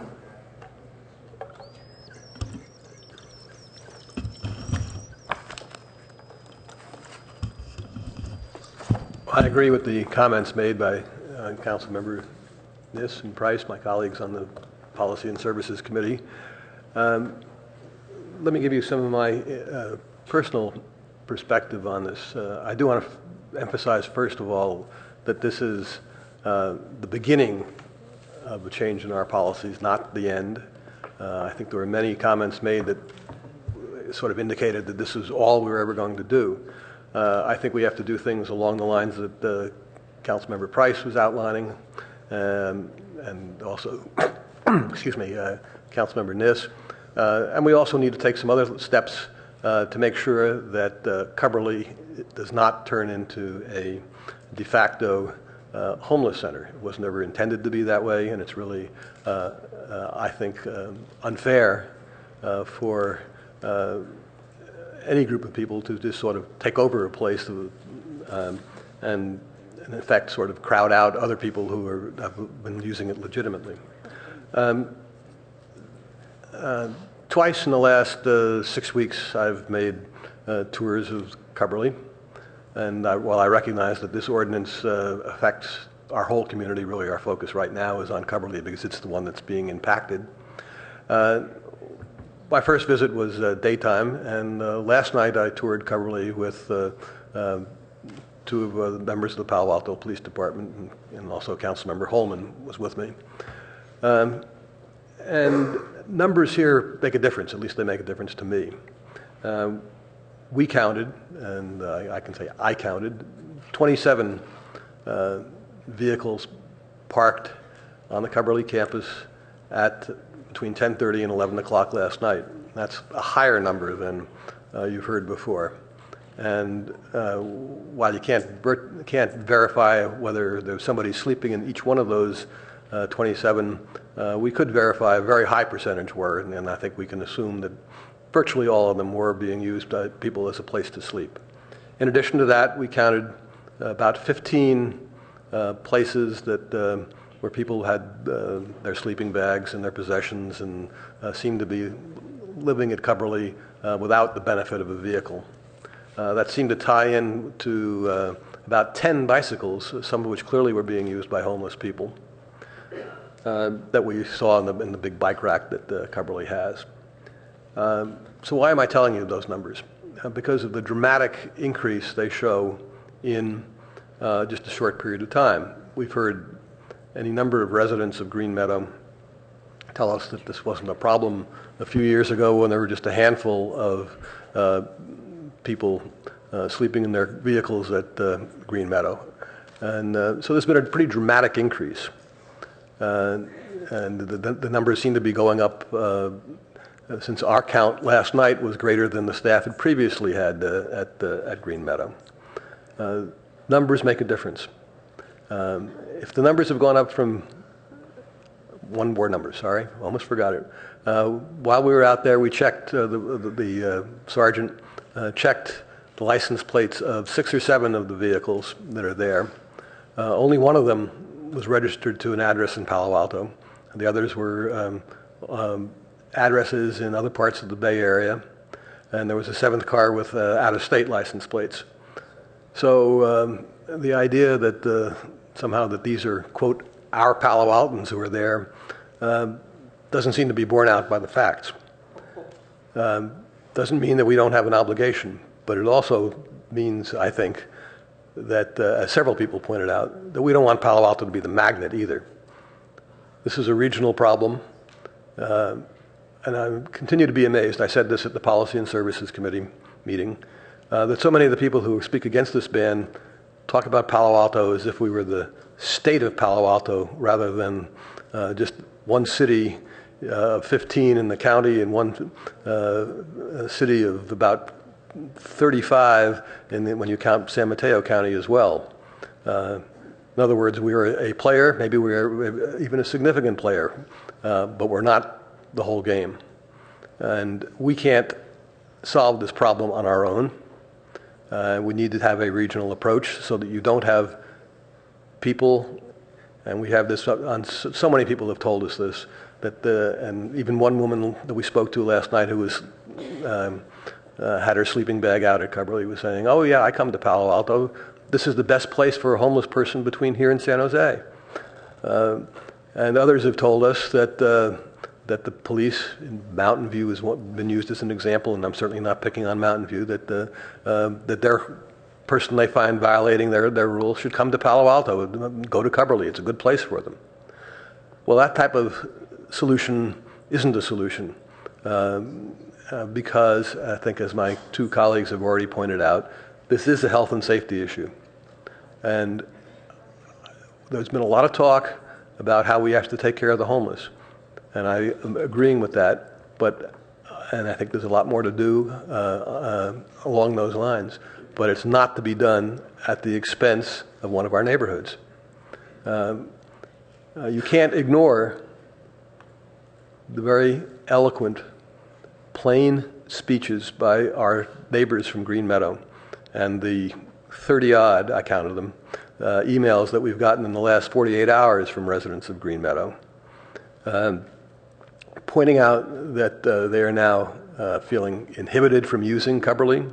They won't let their children cross the campus by themselves anymore. That's a serious problem.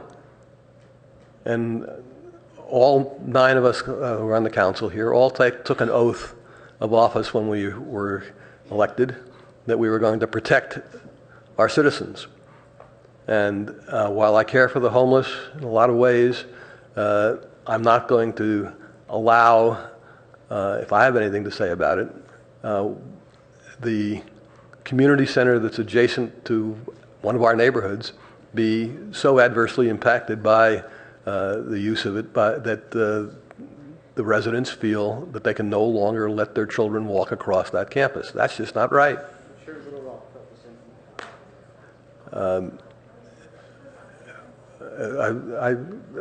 I heard you, sir, and we all listen respectfully to you, and I think it's your turn to listen respectfully to us. You listen respectfully to us for less than a minute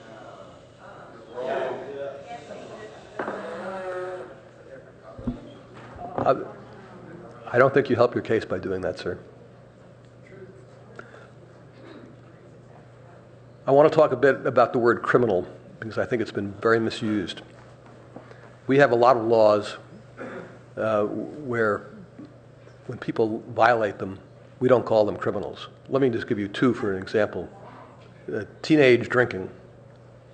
When a teenager drinks in violation of our laws, we don't suddenly call that kid a criminal. If somebody breaches our zoning ordinances in a way, we don't call that person a criminal. In the same sense, we're not going to call a homeless person here who violates this ordinance, if it gets adopted, a criminal. It's part of a problem.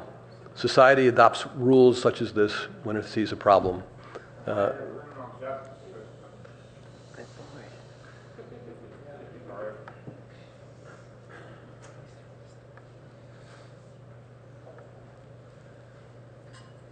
This is a first step in our attempt to get a handle on this problem, and it is a problem. Let me just take a quick look at my notes. Is there anything else that I wanted to add? No, I think we've said, at least I've said what I had to say on this point. Just to repeat, we have an obligation to protect our neighborhoods. The dramatic increase in the use of Cubberley by homeless people sleeping in their vehicles, I think, shows that we have inadvertently become a magnet, and that has to come to an end.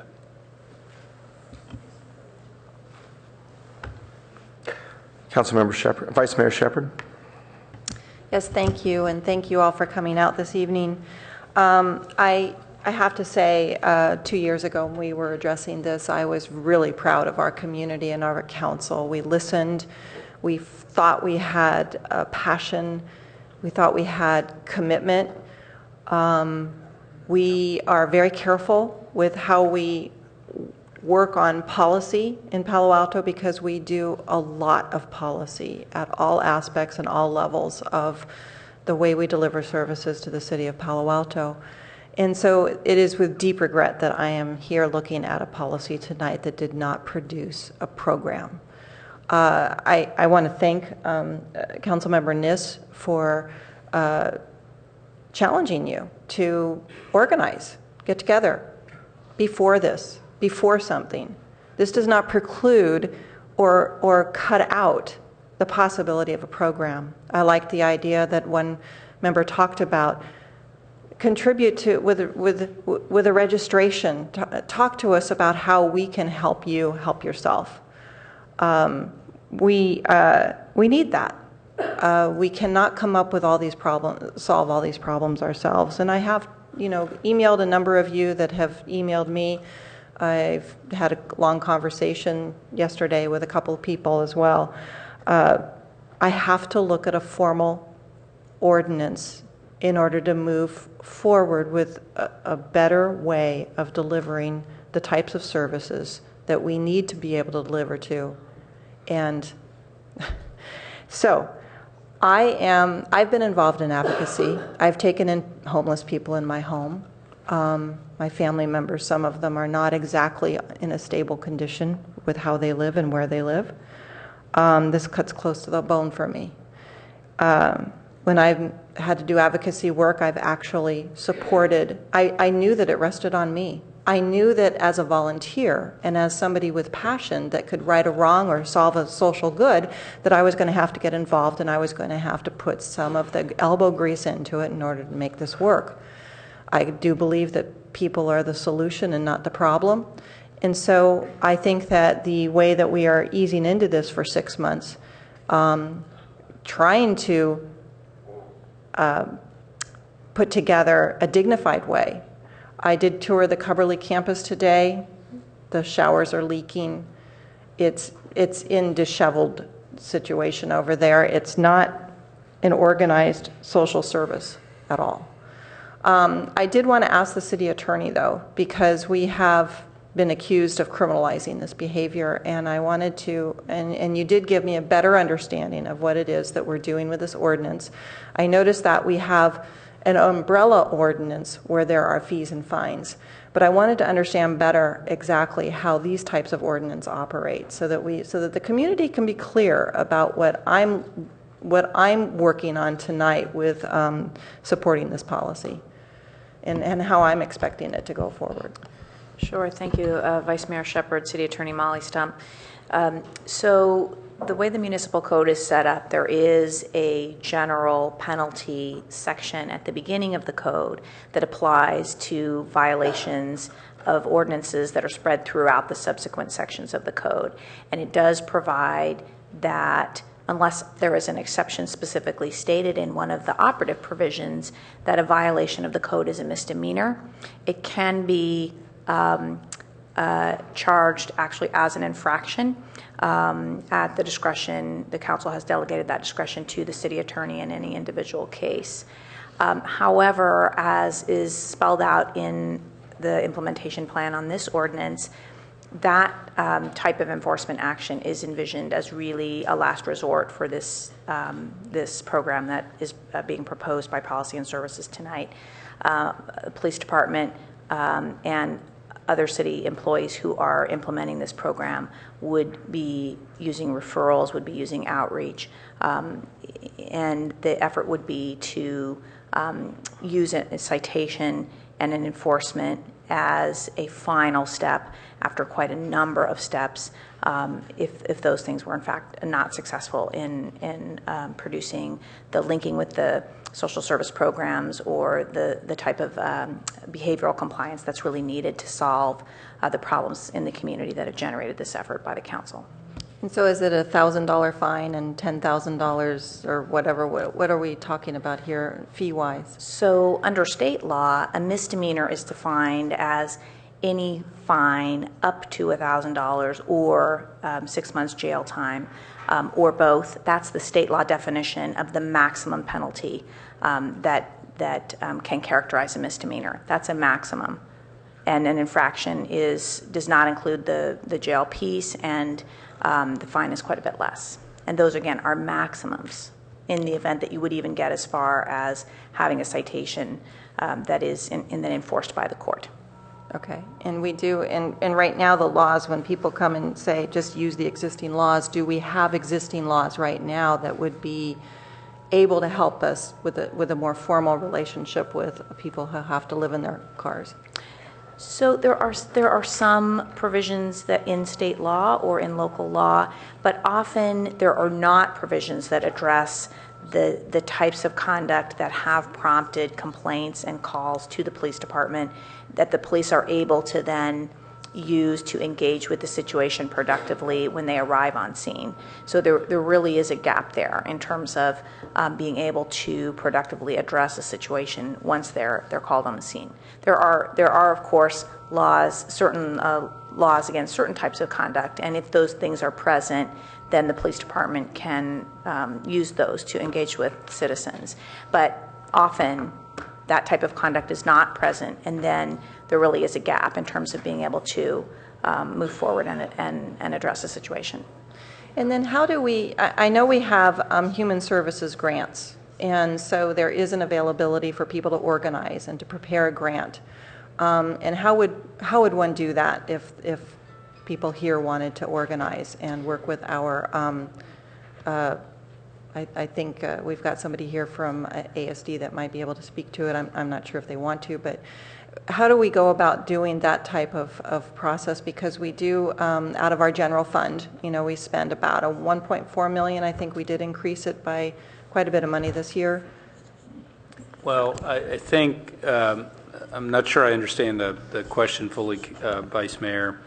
I mean, obviously there are a lot of folks here who are involved in social work or other service provision who also have access to, grants and those sorts of things.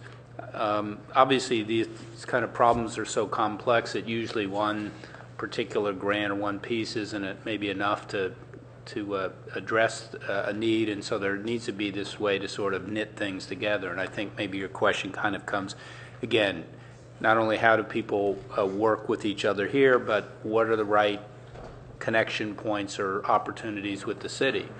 And I think somebody said it earlier, we're not going to make significant progress if everyone's going to sit around waiting for the city to come up with all of the solutions.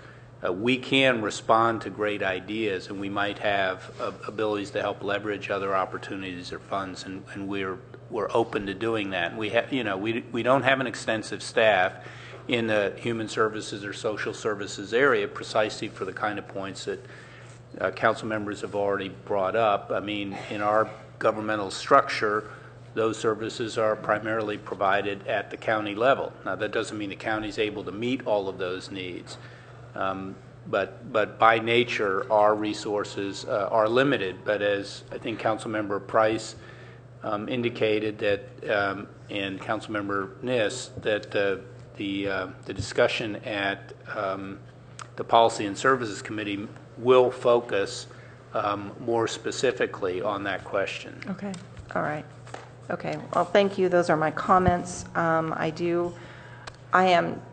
It is very typical for Palo Alto to have a type of innovative feature about providing the types of social services, and that's how they've blossomed and grown in the past. That's why I thought over this 2-year period, especially with the passion that we had 2 years ago, I had great confidence that we would be sitting here tonight with some type of structure, which might be augmented with a ban on sleeping, in neighborhoods and that type of thing.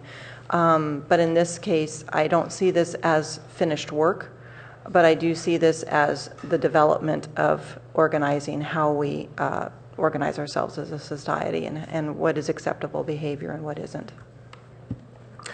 Councilmember Schmidt.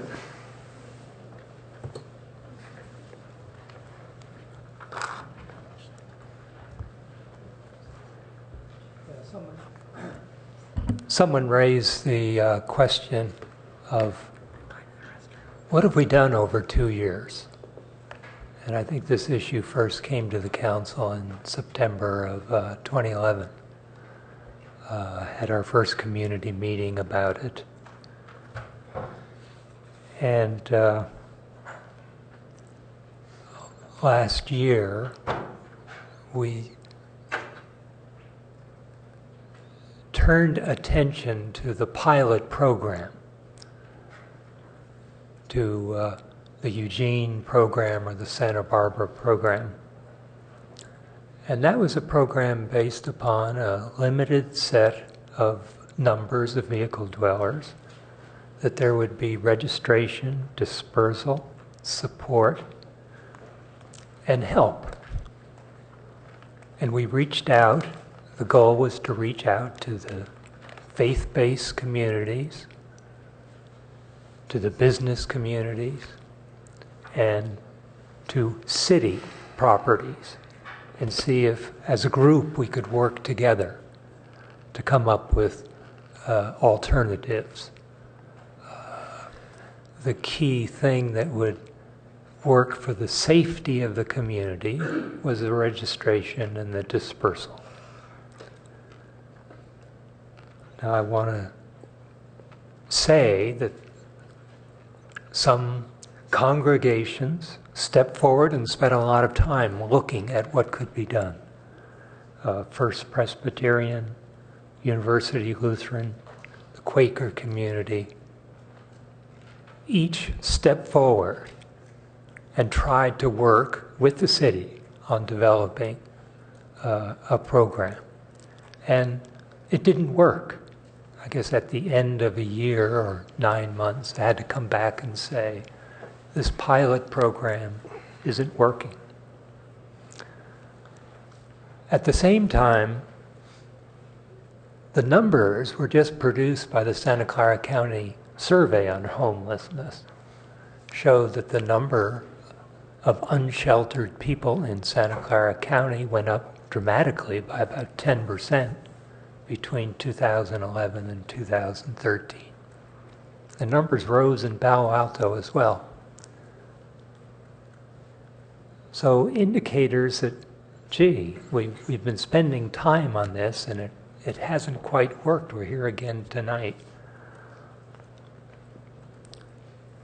Now the memo, the staff memo that came out in May before the Policy and Services Committee had a recommendation and said it should abandon the pilot program efforts at this time and pursue an ordinance with enhanced social service outreach. Now, I guess I'm very interested in that notion of enhanced. There have been some mentions that we have tried these things over the last year and a half, but the resources haven't been there. We're waiting for the faith-based community or someone else to step up. For the county, I mean, it's clear that the city cannot solve these problems. But I think it's important that the city make a step in that direction. I think the notion of enhanced social service outreach is a good place to start. So let me turn to the city manager.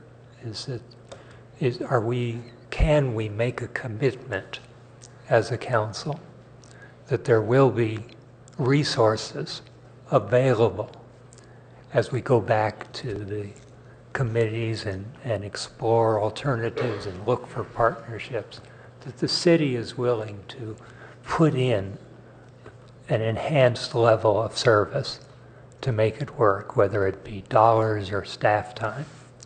Is that part of what is supporting this ordinance? Thank you, Councilmember Schmidt. So first of all, I think it's important to clarify that over the past 6 months, preceding even the May report, we have connected with other social service providers and engaged them, the Downtown Streets teams, the Opportunity Center, and others, to work with us and try to support both some of our analysis of the challenges that we've got and better ways to do outreach in our own understanding. So I think that we've done that already, but that's been within our kind of existing sort of capacity. So we just haven't been sitting around. I mean, but I think that, again, the discussion at the Policy and Services Committee, as you sort of move beyond this issue and talk about some sort of larger scope of this, we will be presenting some suggestions that would provide some new resources and some vehicles to be more effective based on research that we've done with some other jurisdictions and communities to be able to be more effective. Now, that being said, I think everybody who has spoken tonight on every side of this issue acknowledges that it's almost an impossibility that any one entity or any one solution can solve this problem, or that the city of Palo Alto could solve all of the homeless issues of folks who are in Palo Alto. There's no capacity to do that. I mean, the problem is complex enough, and the needs are large enough, and to be honest with you, they're not problems that could be solved by government alone, really. It's a whole network of changes that would have to take place in our society. And people have spoken about that tonight. But I think that there'll be the opportunity to make significant advances, and policy and services will have the chance to have that discussion.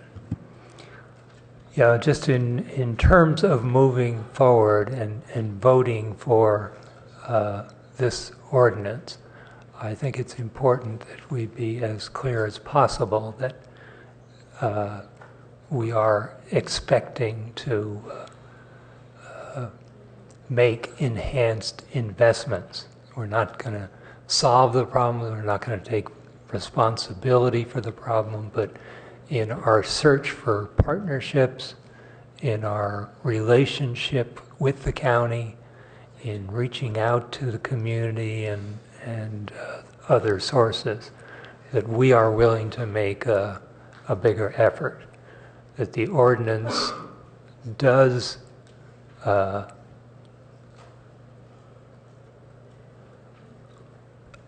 have an impact on the homeless by making vehicle dwelling more prominent, more risky in the community. As an offset to that, I think a commitment that we are going to spend more resources in dealing with this issue is an important trade-off. Is that a fair statement? Yeah, I think so. But I also, I think your comments about what the ordinance would do is, I think it would be a mistake, and I think it's been understandably but incorrectly overstated tonight, the impact that this ordinance will have on the living in vehicles issue. We get complaints now, but we don't get complaints related to every inhabited vehicle. And our primary response, as we've identified it here, has been to be able to respond to complaints and be able to actually effectively engage and ask somebody to move, which we can't even do right now. And my own discussions with the police department and our direction has been to have, again, I think a Palo Alto attitude about, again, soft engagement, but the ability to, and everybody's spoken tonight about, a few folks and the effect it has on a lot of other people. Well, the fact is we haven't had enough tools to deal with the few folks. And, for the most part, I think what this ordinance will do will give the police at least more of an opportunity to actually engage, even beyond going into an enforcement mode, and at a minimum be able to ask somebody to leave if there's been an issue in front of someone's home, which there has been. And I've had to sit and listen to people talk about somebody screaming at their daughter or urinating on their lawn, and the police come and we weren't here to see this, so if the person doesn't want to leave, we can't tell them to go. This is true. These are true conversations. And you only have to have a couple of those to be able to say, when somebody says, why can't you do something, to be able to say, yes, there needs to be a little more option available. That's what this ordinance does. But I don't think that it's going to have some wholesale change in our city as it relates to inhabitation of vehicles, the way we're going to enforce that. So that being said, I'm also saying the offsets that we need to be looking at could be dealing with other aspects of our homeless challenge and everything in our city that are even outside of this ordinance. We have homeless issues in the city beyond just a habitation in vehicles issue. And I would think that would be part of what the Policy and Services Committee discussion would be about.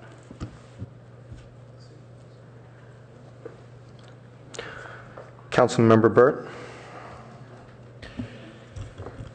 Well, I appreciate the comments of my colleagues and and the struggles that the Policy and Services Committee has gone through to try to, and staff, is to try to come up with a solution that addresses the various problems. On one level, we have a problem in that, in particular, the Coverly Community Center has seen roughly a tripling in the vehicles and probably a proportionate increase in the non-vehicle dwellers there, and a real concentration of the problem there. And it also seems to have shifted that as we've become somewhat of a magnet from surrounding communities, that we have a higher percentage of those dwellers who are not some of the long-term Palo Alto vehicle dwellers who have been largely attempting to be good citizens in the community. And we have, over the last year or two, a real compounded problem. And we have an obligation to attempt to address that. Second, I think that the city manager has stated, and others, that essentially Palo Alto doesn't have the resources and really the specialized skill set as well to be an island in trying to address this issue. If we have surrounding communities in the county that have one set of regulations and one commitment, and we have a different one, that's a real struggle.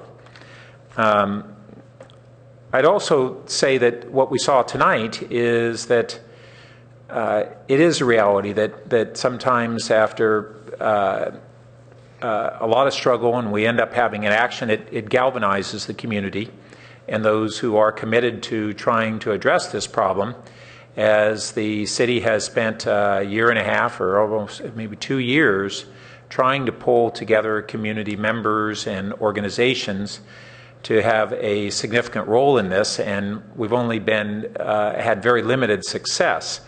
Now, some of that may be because we really aren't the best vehicle to do that, and that we asked staff members from the planning department and other departments to try to take on a task that isn't their specialty area, and many of the people here know that this is a really specialized field. So I think that as a result of that, I heard from a number of colleagues intentions, and what I'd like to do is offer a 3-part amendment that I think will be a bit more concrete on what we're doing in conjunction with the primary motion. So the first part is to have staff initiate a request for proposal for nonprofits to offer a program modeled on the Santa Barbara, Eugene, or some alternative model. Second, that staff attempt to engage one or more neighboring cities or the county in participating in our initiative. And third, that our Human Relations Commission be requested to play a lead role in Palo Alto's efforts as a citizen advisory body. And if that's either acceptable to the maker and seconder or to anyone who would like to second it, I'll have brief comments. Acceptable. As much as I'd like to, Councilmember Burt, I feel that I would rather take that up at Policy and Services, where we can really have a chance to totally explore and air it. Okay, I don't feel comfortable adding it on tonight. I understand. Is there a... I'll second. Okay. That's seconded by Councilmember Holman. Great. So this does not obligate us to necessarily take one action or another when we find out the proposals that might come forward. We don't know what the cost to the city may be on that, but I think we have a right time, and we've heard from the council and the staff of a commitment to do more than just an enforcement ordinance. But at the same time, I think this really leverages resources to those that have expertise and engagement in this area, and to not try to have it principally rely on staff resources, but to make a commitment of the city to do this. So that's my comments. Councilmember Holman, you speak to your second. Yes, and thank you to Councilmember Burt. I appreciate all the comments, really all the comments have been made by colleagues, and I think they are all on point. I think that the amendments that Councilmember Burt offers here really do two things. They express to the community that what we've all acknowledged, that this ordinance is not the end all, that this is not the complete work. It's imperfect at best. And this is an indication and a commitment to move forward in another direction parallel to this, and hopefully we could, have a program such as Santa Barbara, for instance, where we could even abandon the ordinance itself, making it illegal to live in vehicles. That's a hope. I have one clarification, well, two things. As it so happens, I wasn't present at the last two Policy and Services meetings because I happened to be out of town on business, but or I would have asked some of these questions there.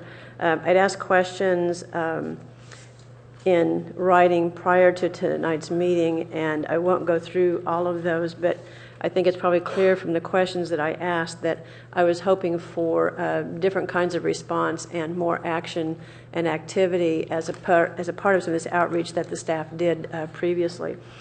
Having to do with the original motion, I have a couple of clarifications. The original motion refers to, in Part 2, that the ordinance will roll out and defer implementation of the ordinance for 6 months, and that is supposedly stated in Attachment B. The ordinance itself makes no reference to Attachment B, and Attachment B then makes no reference to a 6-month rollout.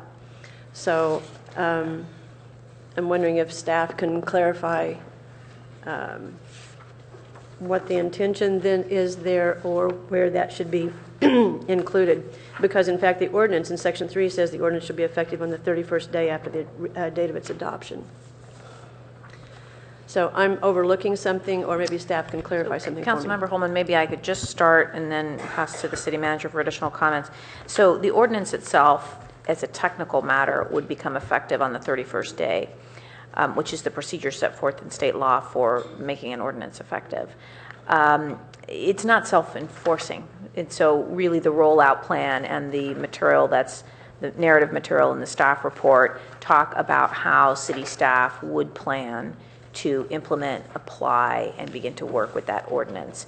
And our police department, our other city staff do have the discretion and the judgment that they bring to bear in all situations that they have when they have ordinance tools available to them to determine how to apply and enforce those. So the ordinance itself does not need to contain those provisions, but the plan is there and describes how the police department would propose to begin to work with the ordinance. Does the ordinance, understanding about the 31st day, and that's state law, understanding that, but there's no reference at all to Attachment B, and then Attachment B, which talks about a rollout, doesn't mention 6 months. So if I might add, first of all, I think Attachment B is just a reference document that outlines the steps that we would be going through. That roughly could equate to a 6-month period. The notification, the outreach to known vehicle dwellers, 60 days for education, warnings given for 30 days, et cetera, et cetera. That's included in Attachment B. I think to also then build on what the city attorney was saying, the council, if you adopt the motion, the main motion, by your resolution, you are directing us to have this 6-month implementation period. So it's really, it doesn't need to be part of the ordinance. It's in addition to the ordinance, we're making it clear publicly and by the council's action what the implementation schedule would be for the ordinance. I'm being a bit of a stickler here, and I understand, I appreciate that people might be frustrated with that, but it does say full implementation of the ordinance for 6 months, and then it refers specifically to attachment B. So, anyway. Right. And attachment B is, I'm clarifying it right now as a reference document. So if you want to say, see attachment B as a reference document to clarify the fact that attachment B does not need to explicitly repeat what it is saying in the recommendation number 2, which would be a resolution. You'll have 6 months. The directive will be for a 6-month implementation period. Okay. Then I was wondering a bit about the language in the ordinance itself. On page 2, the last paragraph above section 3, it says, for purpose of this section, human habitation means the use of a vehicle for a dwelling place, including but not limited to sleeping, eating, or resting, either single or in groups. So is it practical to have the language eating or resting in this ordinance? Thank you, Councilmember Holman. So sleeping, eating, and resting are included there as illustrative facts that may cause a police officer to conclude that there are sufficient facts and circumstances to believe that the vehicle is being used as a dwelling place. That's the operative language. Dwelling place. It does not mean taking a nap in your car. Okay. It means using your vehicle as a dwelling place. And sleeping, eating, and resting are, among other things, points of information that may cause a police officer to believe that there is cause to believe that the vehicle is being used as a dwelling place. Ultimately, in a contested matter, that's something that will be determined through a court process. I appreciate the clarification, and hopefully that's a clarification for the public as well. So with the amendment, I'll be supporting the motion. I just wanted to speak briefly against the amendment. A couple things. First of all, Policy and Services is taking this up August, it's like very soon, August 13th. We have a process that Policy and Services is going through to look at all these types of things. And by being prescriptive now and saying that staff should go and request a proposal for nonprofits to offer a program based on Santa Barbara or Eugene model is a mistake. We don't know yet if the Santa Barbara model works. I remember when we looked at this, the Eugene model was touted as the model that would save it all and be the compromise that would work. And I actually flew up to Eugene, met with the city manager, the assistant city manager, toured Eugene, and I can tell you that lots of Eugene looks like Cubberley does today. It is not something you want to jump in and say, this is what we want our city to look like. Under every bridge in Eugene, there are tents where people live permanently. There seems to be a huge culture of, talk about a magnet. Eugene is clearly a magnet. And I think that we want our Policy and Services Committee, which has gone fairly down this road over the last 2 years, to continue doing this, to look at what works and what doesn't and make it thoughtful. I don't think to say we're going to go out tonight and do a request for a nonprofit to come up with a program at 11:20 at night is the right way to do this. I think we need to think about it carefully. We need to have staff vet it. We need to have Policy and Services be thoughtful as they always are. And frankly, I think to suddenly throw in that we now want the Human Relations Commission to play a lead role in this, after all the work Policy and Services does, is a mistake. If anything, I think that'll delay services to the homeless and what we're looking to do. So I'm not going to support this motion, and I would ask my colleagues not to as well. Councilmember Berman.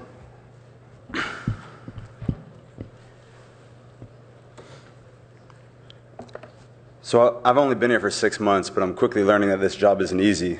about a month and a half ago before our vacation, we unanimously approved a rezone to maximize as much senior affordable housing as we possibly could on a piece of land here in Palo Alto. And there's now a citizen initiative to overturn that decision that we made.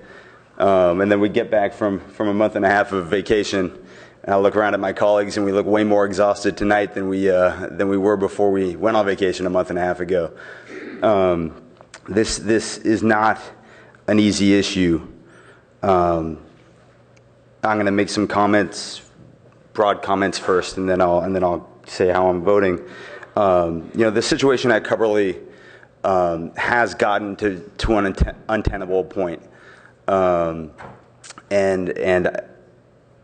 I know that a lot of the folks who are sleeping in their vehicles there take a lot of pride in their community and our community, but there are some that don't. And the safety concerns of the residents in the neighborhood are serious and are real. And we have an obligation to try to address that situation and those concerns.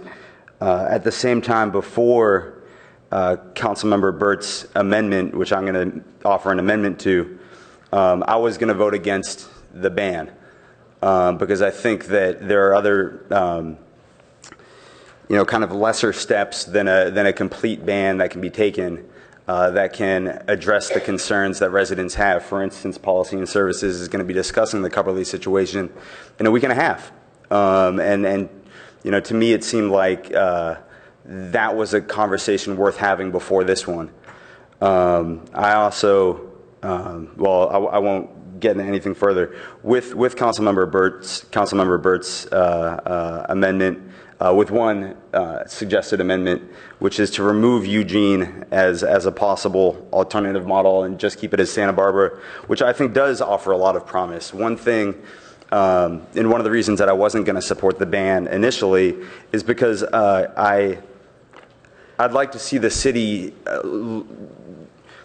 maybe they've already done it, but it hasn't been presented to council, the analysis of using city parking lots. There was mention of it in the staff report, but it was just kind of mentioned as city staff looked at it and decided that'd be too difficult, and so we're not moving forward. And I'd like to know what went into that analysis to determine whether or not we can use city parking lots. The Santa Barbara list, I was going through a whole bunch of documents earlier today and randomly came across a packet that somebody had given me during the campaign that has the list of lots that are used, and it starts with city lots and county lots. And those only make up, quick math, 20% of the lots that are used for this program. But that's the city stepping up and saying, hey, we're going to join you on this. We're going to join the churches and the synagogues and the businesses and the nonprofits that are on this list. And maybe we can't find one. Maybe the city can't find a parking lot. But I think that we really need to do an analysis of all the lots that we have to see if we can. And I think that Councilmember Burt's amendment, commits us to doing that. And I think that's a good thing. It doesn't commit us to approving the program, but it commits us to having a deeper analysis of this as an option. And I know that there are a lot of folks in this room that are going to go home unhappy tonight, it looks like. And hopefully, this gives them, a little more concrete belief that we're serious about trying to create a situation that works for all of our residents. And that for some, that might not work. But that's I think, a step in the right direction. So I'd offer an amendment that we remove Eugene, Oregon, because I don't know enough about that program, and Mayor Scharf pointed out some concerns that may be legitimate. Santa Barbara seems like a pretty good example to sample it by, not necessarily to follow step by step, but to use as a first step. So because the motion was deliberately non-prescriptive and it has the language such as, those were just by way of reference and not prescriptive. And so I have no problem removing the reference to Eugene. Those are just examples that we would consider within this RFP process, something similar to that. Councilmember Klein. In opposing this amendment, I'm going to be quoting Councilmember Burt, who has frequently advised us not to make major policy decisions that have not previously been before the council late at night. And I think that's precisely what Councilmember Burt of tonight is advising. And I think that for that reason and what the mayor has said, this doesn't make any sense at this point. It may end up being that we do something similar to that. But the amendment says staff to go ahead and prepare the RFP. It doesn't say to be reviewed by Policy and Services Committee or indeed even the full council. If I were in the city manager's position, I wouldn't know what this RFP is supposed to be saying. Is the city offering any money, for example? What's the timetable? What's the outline of what's to be accomplished? None of those things are in this RFP, and until they're in there, I don't see how any nonprofit executive could prepare a response.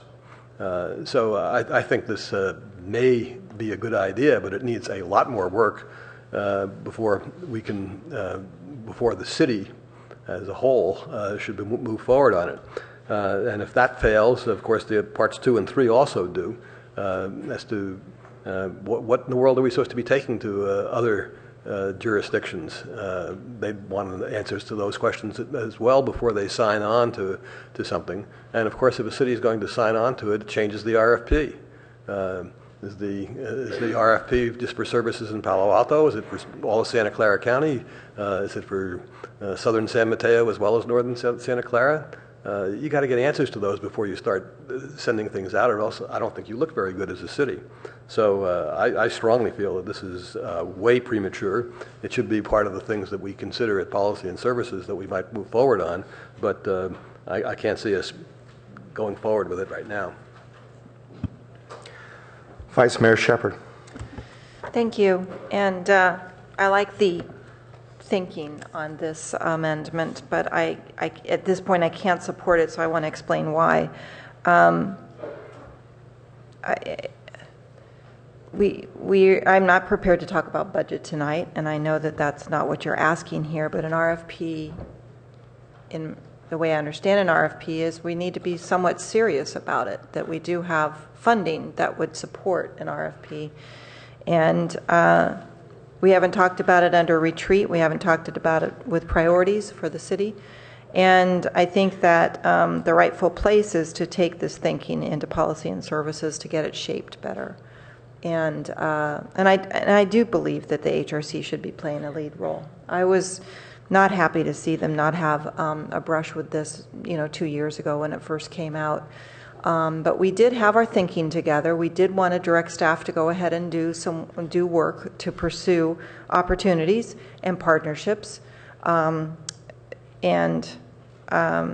usually the HRC or any of our commissions are to advise us as to how to do that. And I don't know if we necessarily needed the advice then. Now I think that if we pursue something more in depth, I hope Policy and Services will consider having them do some of the work on this so that it comes forward in a way that the work that they've already done with the Human Services report that's been brought forward to us with the measurement that tells us how many people live on what types of salaries in town, could be matched to that, and we could be thoughtful and consistent with the work that we do.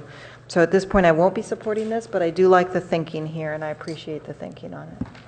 Councilmember Price. Thank you. I will not be supporting the amendment as stated. I think the issue is one that this will inform our discussion as it relates to Policy and Services.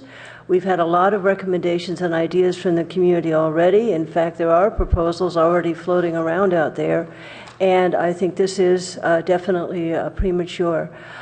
Just a quick comment about the Human Relations Commission. I would like to make a statement in defense of their work. In fact, a lot of these discussions, they worked very hard on the human needs assessment, which helps inform the council and inform them regarding the needs that have been identified, of which homeless is one of several. And in fact, that is something that really drives the allocation of resources thus far for our his rep grants. So I do want to defend them. It was not an agendized item, as I recall. That does not mean that they will not continue to have observations about this, and certainly their work and their devotion to addressing human needs within our community is clear. I look forward to the discussion at Policy and Services. I will say I can't resist. The issue in my mind is not just enhancement of services on a temporary or an emergency basis. We need more affordable housing. We are trying to do that, and we have faced some resistance from members of this community. So in some ways, we're trying to make inroads into this very serious issue, and we're having some issues around that right now. So it's a bit discouraging at times because we can't solve all the problems, but we're working hard to try to address things in a compassionate way and in a thoughtful way, and we need partners to do that. And there are partners in this room, and we need to work on that very aggressively. So I believe these comments and the amendment will inform our discussion. I do believe it's premature. Councilmember Niss. Just quickly, because I associate my comments both with Councilmember Price and with the Vice Mayor, I think, as they did, I think that your comments, Councilmember Britt, are very good. And I think that it will be tempting for us to go forward in that direction. I am very interested, though, in what the community will have to say to us. And I'm hoping that some ideas and some thoughts come to our meeting, which is a week from tomorrow night. So I invite anyone who is here, anyone who really has some thought about where we could head, how we could pull this all together, and also how we can involve the county. This is truly a county issue that could involve all 15 of the cities. Councilmember Schmidt. Yeah, clarification on the Coverly issue. That kept coming up tonight, although it wasn't the subject tonight. Am I correct in saying that there is a meeting of the Policy and Services focusing on Coverly on the schedule? That is correct. So that we don't look in the motion now for Coverly, but this is rather for the vehicle ordinance. Yes, but I mean, obviously the vehicle ordinance would apply to the parking lot situation at Coverly, but there's, there's an entire kind of campus and neighborhood context and all of that. Okay. All right, everyone has spoken once to the amendment, so therefore let's vote on the amendment.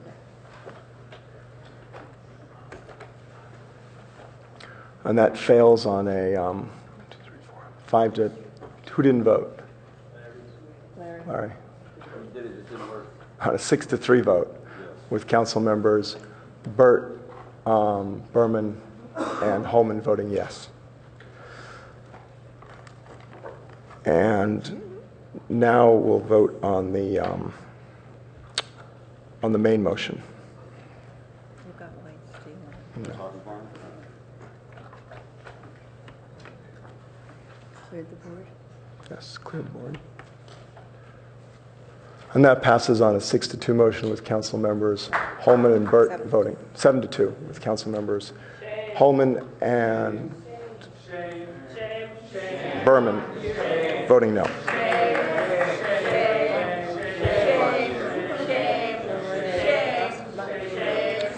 See if they turn over Policy and Services.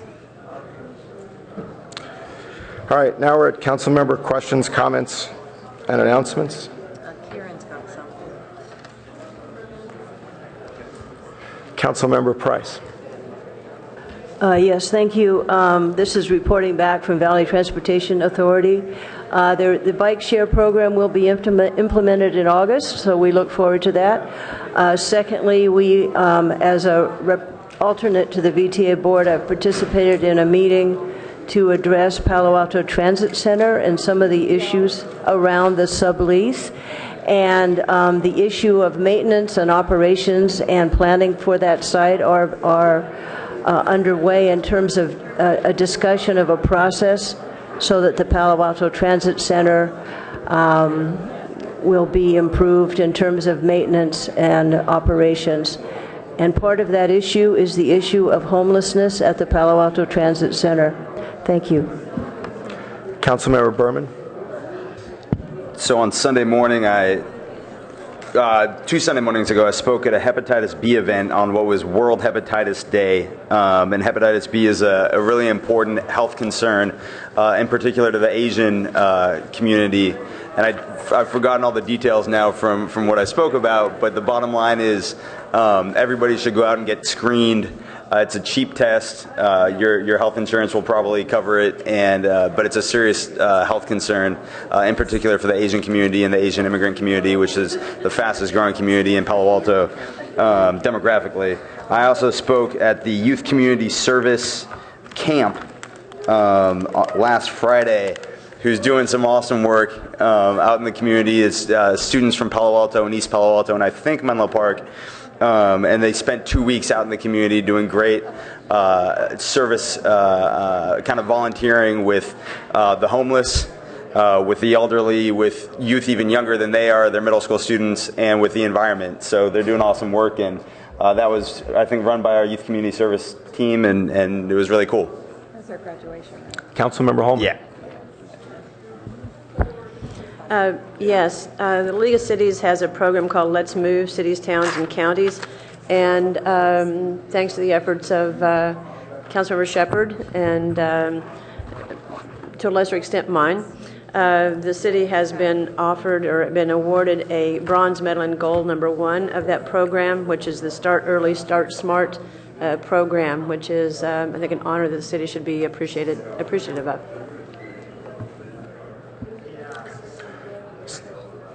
No? Seeing no further, meeting's adjourned.